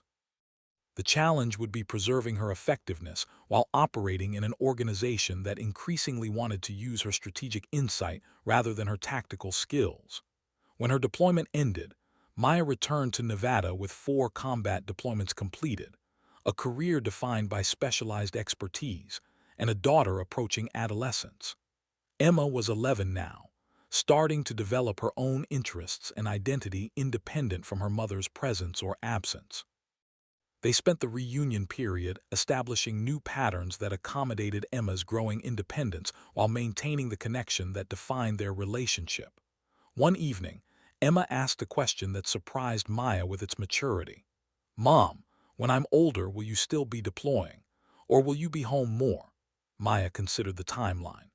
"I have maybe 5 more years of regular deployments before I transition to positions that are primarily stateside. So yes, there will probably be a few more times when I'm away, but it's getting closer to being finished." Emma nodded, processing information that shaped her understanding of their family's future. "I want you to know that I'm proud of what you do. My friends think it's cool that my mom flies combat missions, but I also want you to know that I'll be glad when you're home permanently." "That's fair," Maya said. "Both things can be true. I'm glad you're proud and I understand wanting me around more. We're managing a difficult situation together, and you're handling it with more grace than I could have at your age." They talked late into the evening, mother and daughter navigating the complexity of military family life with honesty that made the difficulty manageable.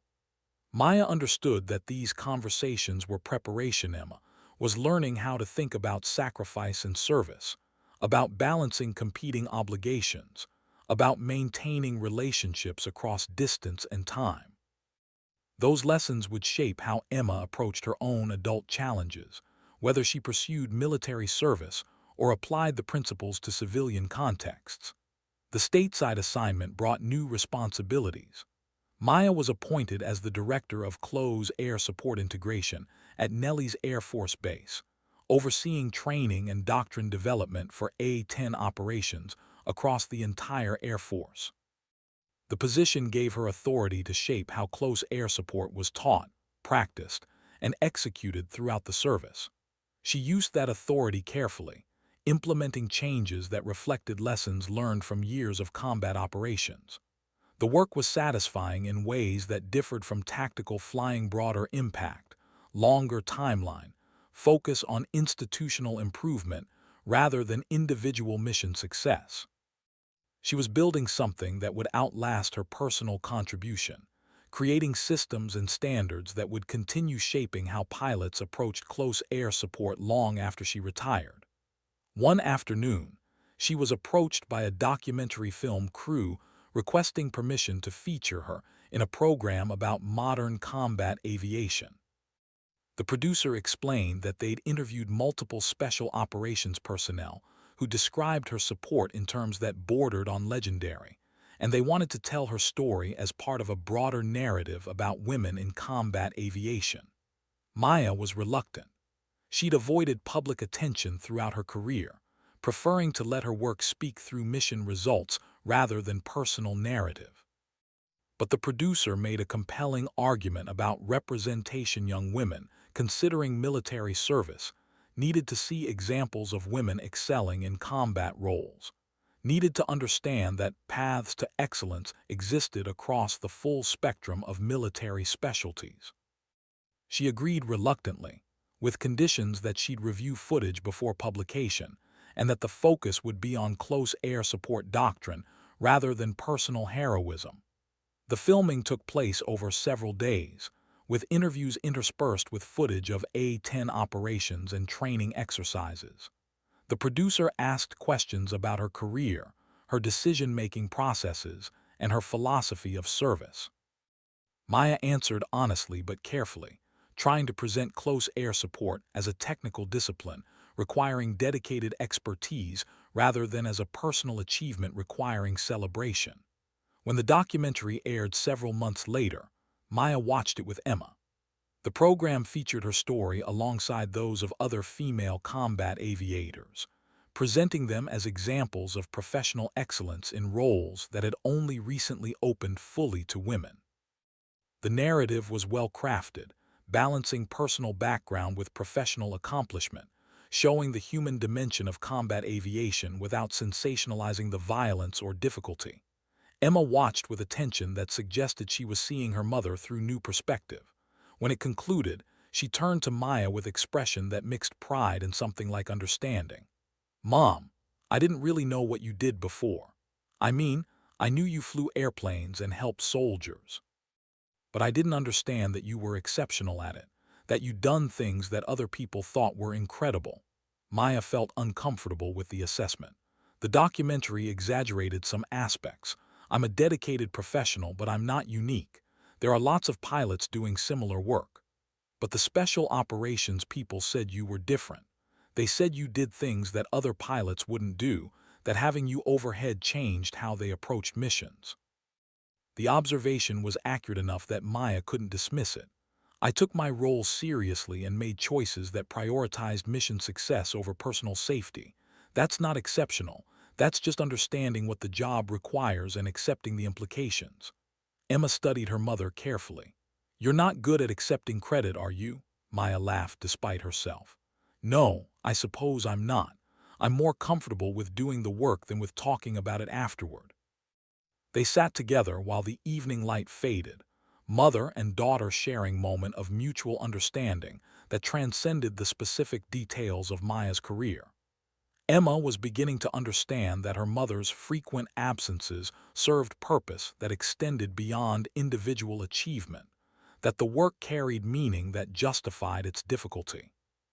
The documentary's broadcast created unexpected ripples. Maya received messages from women considering military service, asking about career paths and opportunities in combat aviation. She received inquiries from academic researchers studying military culture and gender integration. She received invitations to speak at conferences and symposiums about women in combat roles. She declined most of these requests, uncomfortable with being positioned as representative of anything beyond her own experience. But she accepted selected speaking engagements at military professional development events, where her audience would be officers and enlisted personnel who could directly apply lessons from her career to their own service. At one such event, a young female lieutenant approached Maya afterward with questions that were clearly personal beneath their professional framing. "Ma'am, how did you manage being a single mother while maintaining a combat aviation career? I'm considering having children, but I'm worried it will derail my progression." Maya recognized the concern immediately, the unspoken calculation that many military women made about whether motherhood was compatible with continued service in demanding specialties. "I won't tell you it's easy, because it's not," Maya said. "You'll make sacrifices that male officers don't face. You'll manage logistics that add complexity to everything, and you'll sometimes feel like you're failing at both roles simultaneously. But it's possible to do both well if you have support systems, clear priorities, and willingness to accept that your path will look different from conventional career trajectories." The lieutenant nodded slowly. "Did you feel like having a daughter limited your career?" "It changed my career, but I wouldn't describe that as limitation. I made choices about deployments and assignments based on my daughter's needs. Those choices meant I progressed differently than officers who could accept any assignment without considering family impact. But I don't regret those choices, and I don't feel like I sacrificed professional effectiveness." The conversation continued, touching on specifics about childcare arrangements, communication strategies, and the mental discipline required to compartmentalize when necessary. Maya found herself offering advice she developed through trial and error, sharing hard-won wisdom about managing the intersection of military service and parenthood. When the lieutenant finally thanked her and departed, Maya felt something she couldn't quite name. Maybe satisfaction that her experience could help others navigate similar challenges. Maybe recognition that talking about difficulty was valuable even when it couldn't eliminate that difficulty. She'd spent her career focused on mission execution, on tactical excellence, on doing rather than discussing. But there was value in the discussion too, in making visible the paths that women carved through institutions designed around male life patterns, in demonstrating that excellence was achievable even when the route was unconventional. The years passed with rhythm that felt both fast and slow, deployments interspersed with stateside assignments, Emma growing from child to teenager, Maya's career evolving from tactical operator to senior leader with authority over close air support doctrine and training. She flew less frequently as her rank increased, but when she flew, it was in roles that leveraged her experience test and evaluation, instructor upgrades, mission commander for complex operations. At 42, Maya faced mandatory transition from regular combat deployments. Air Force policy limited tactical aviation beyond certain age thresholds, recognizing that the physical demands of combat flying degraded performance over time. She could continue serving in training and oversight roles, but her days of regular combat missions were concluding. The transition felt appropriate but sad, like closing a chapter that had defined her adult identity. She'd been a combat aviator for 15 years, had flown more close air support missions than almost any pilot in Air Force history, had developed expertise that was recognized across the special operations community. That chapter was ending, and what came next would necessarily be different. Her final combat deployment was to Afghanistan, 6 months supporting the drawdown of American forces as the war entered its concluding phases. The mission profile had shifted: entirely less direct combat, more overwatch and deterrence, emphasis on protecting American personnel during withdrawal operations. Maya flew missions that were professionally executed but felt anticlimactic given the intensity of her earlier deployments.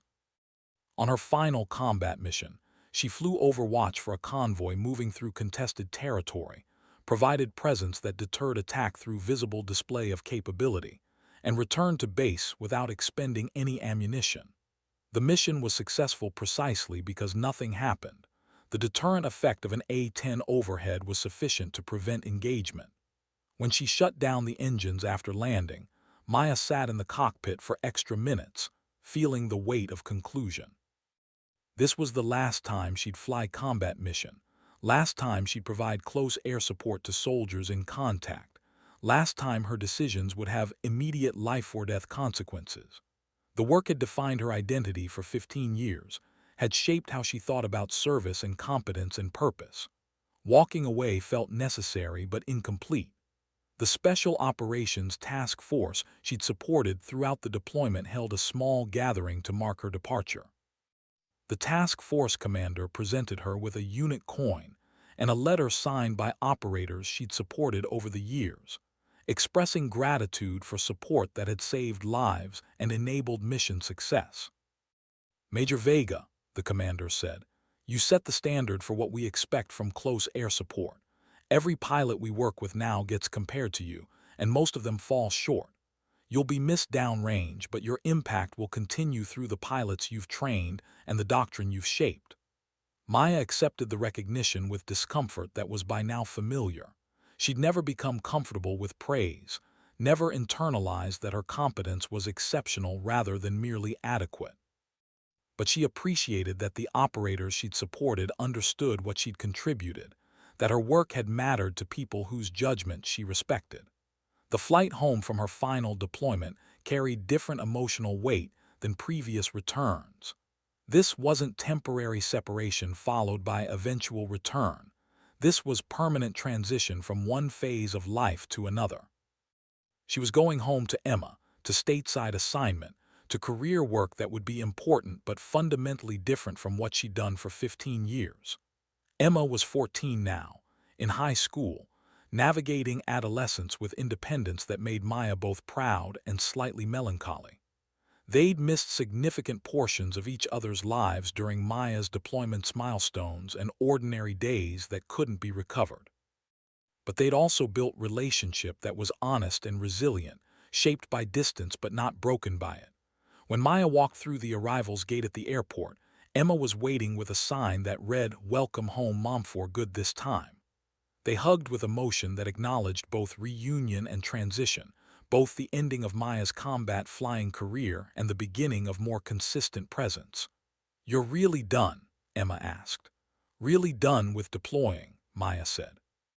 "I'll still fly, still work, but I'll be home. We'll have normal life, whatever that means for us." Emma smiled, and Maya saw in her daughter's face the young woman she was becoming, resilient and thoughtful and shaped by experiences that most teenagers never confronted. "I'm glad," Emma said simply. They drove home together, mother and daughter, talking about high school and friends and plans for summer, talking about everything except war and missions and the particular intensity of combat aviation. That chapter was closed, and while its influence would continue shaping Maya's life and work, it was time to focus on what came next rather than dwelling on what had concluded. The transition to primarily stateside work required adjustment. Maya was assigned as the deputy commander of an A-10 wing at Davis-Monthan Air Force Base in Arizona, position that carried significant authority and responsibility, but kept her flying primarily training missions rather than combat operations. She worked with young pilots learning close air support techniques, evaluated instructor upgrades, and served as the final authority on employment decisions for the wing's aircraft. The work mattered, but it lacked the immediacy of combat flying, the sense that decisions had consequences measured in lives rather than training metrics. She adapted, found satisfaction in mentorship and institutional leadership, discovered that shaping how hundreds of pilots approached their missions created impact that was broader if less immediate than her tactical flying had been. One afternoon, she received a phone call from the Air Force Chief of Staff's office requesting her presence at the Pentagon for a meeting about the future of close air support doctrine. The invitation was formal, suggesting that her input was being sought at the highest levels of Air Force leadership. She flew to Washington, attended the meeting, and found herself in a conference room with generals and policymakers discussing how the Air Force should position close air support capabilities in future conflicts. The conversation was strategic, focused on budget allocations and capability requirements and force structure decisions that would shape the service for decades. Maya listened more than she spoke initially, understanding that her perspective was tactical rather than strategic. But when asked directly for her assessment, she offered observations that carried authority from 15 years of combat experience. "Sir, close air support is fundamentally about partnership between air and ground forces.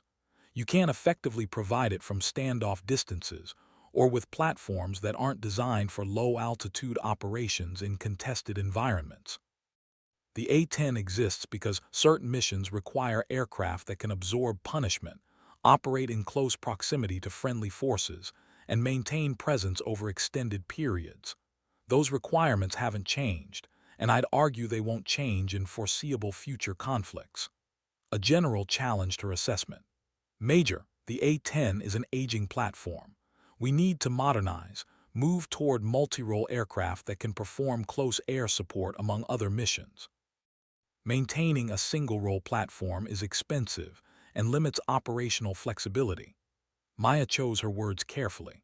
"Sir, I understand the budget pressures and the appeal of multi-role platforms, but close air support at danger-close distances requires specialized capabilities that multi-role aircraft don't possess. The A-10's titanium bathtub, redundant systems, and ability to survive battle damage aren't luxuries. They're essential for the mission profile. You can provide some level of close air support from F-35s or other platforms, but you can't replicate what the Warthog does when soldiers need effects delivered at 75 meters from their position under heavy fire." The conversation continued, with Maya defending specialized close air support capabilities against arguments for consolidation and modernization. She understood both perspectives: the institutional pressure to reduce platform variety and maximize multi-role capabilities, and the tactical reality that certain missions required specialized tools. Eventually, the meeting concluded with decisions that would be made at levels above her pay grade, but she'd presented the case for maintaining dedicated close air support capabilities with authority that came from extensive combat experience. When she returned to Arizona, she felt satisfied that she'd contributed to strategic discussions that would shape the Air Force's future approach to close air support. Whether her arguments would ultimately prevail was uncertain, but she'd ensured that the tactical perspective was represented in high-level policy discussions. Emma was 15 now, starting to think about college and career paths. One evening over dinner, she surprised Maya with a question that had clearly been developing for some time. "Mom, I've been thinking about joining the Air Force after high school, maybe becoming a pilot like you." Maya felt complex emotions: pride that her daughter was considering military service, concern about Emma experiencing the same challenges Maya had faced, uncertainty about whether to encourage or discourage the choice. "That's a significant decision," she said carefully. "Why are you considering it?" Emma's answer was thoughtful. "Because you've spent your whole career doing work that mattered. You've helped people, used your skills to make a difference, and built something meaningful. I want that too. I don't know if I want to be a pilot specifically, but I want to serve in some capacity." Maya recognized her own motivations reflected in her daughter's words. Military service is valuable, but it's also difficult. You've seen some of that difficulty: the deployments, the time apart, the stress that comes from combat operations. You need to consider whether you're prepared for those challenges. "I've lived with them my whole life," Emma said. "I know what military families sacrifice. But I also know what they gain: purpose, community, the satisfaction of contributing to something larger than themselves. I think I want that." They talked late into the evening, discussing options and pathways, discussing the difference between officer and enlisted service, discussing career fields and the particular demands of aviation. Maya was honest about challenges, honest about rewards, honest about her own experiences without trying to influence Emma's decision. Whatever her daughter chose, Maya wanted it to be informed choice rather than romanticized vision. The conversation marked shift in their relationship. Emma was becoming adult, capable of making consequential decisions about her life path. Maya's role was changing from parent who protected and guided to advisor who provided information and support while respecting Emma's autonomy. The transition wasn't always smooth, but it was appropriate given Emma's age and demonstrated maturity. Over the next year, Emma researched military service options, talked with recruiters, visited the Air Force Academy, and ultimately decided to pursue ROTC scholarship while studying aerospace engineering in college. The path would keep her options open. She could commission as officer after college, could pursue pilot training if her aptitudes aligned, or could choose different career fields based on experiences during her undergraduate years. Maya supported the decision while maintaining some parental concern about Emma following too directly in her footsteps. She wanted her daughter to find her own path rather than simply replicating Maya's career.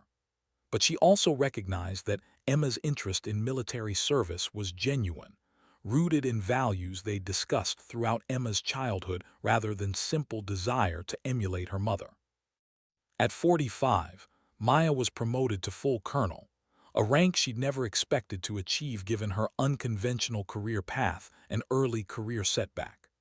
The promotion came with assignment as the commander of an A-10 wing, position that gave her authority over hundreds of pilots and support personnel, responsibility for maintaining combat readiness across the entire unit. The role was primarily administrative and strategic rather than tactical, focused on resource management and personnel development rather than flying combat missions. She adapted to the new responsibilities while maintaining enough flight time to stay current, finding ways to remain connected to the tactical mission while operating at strategic level.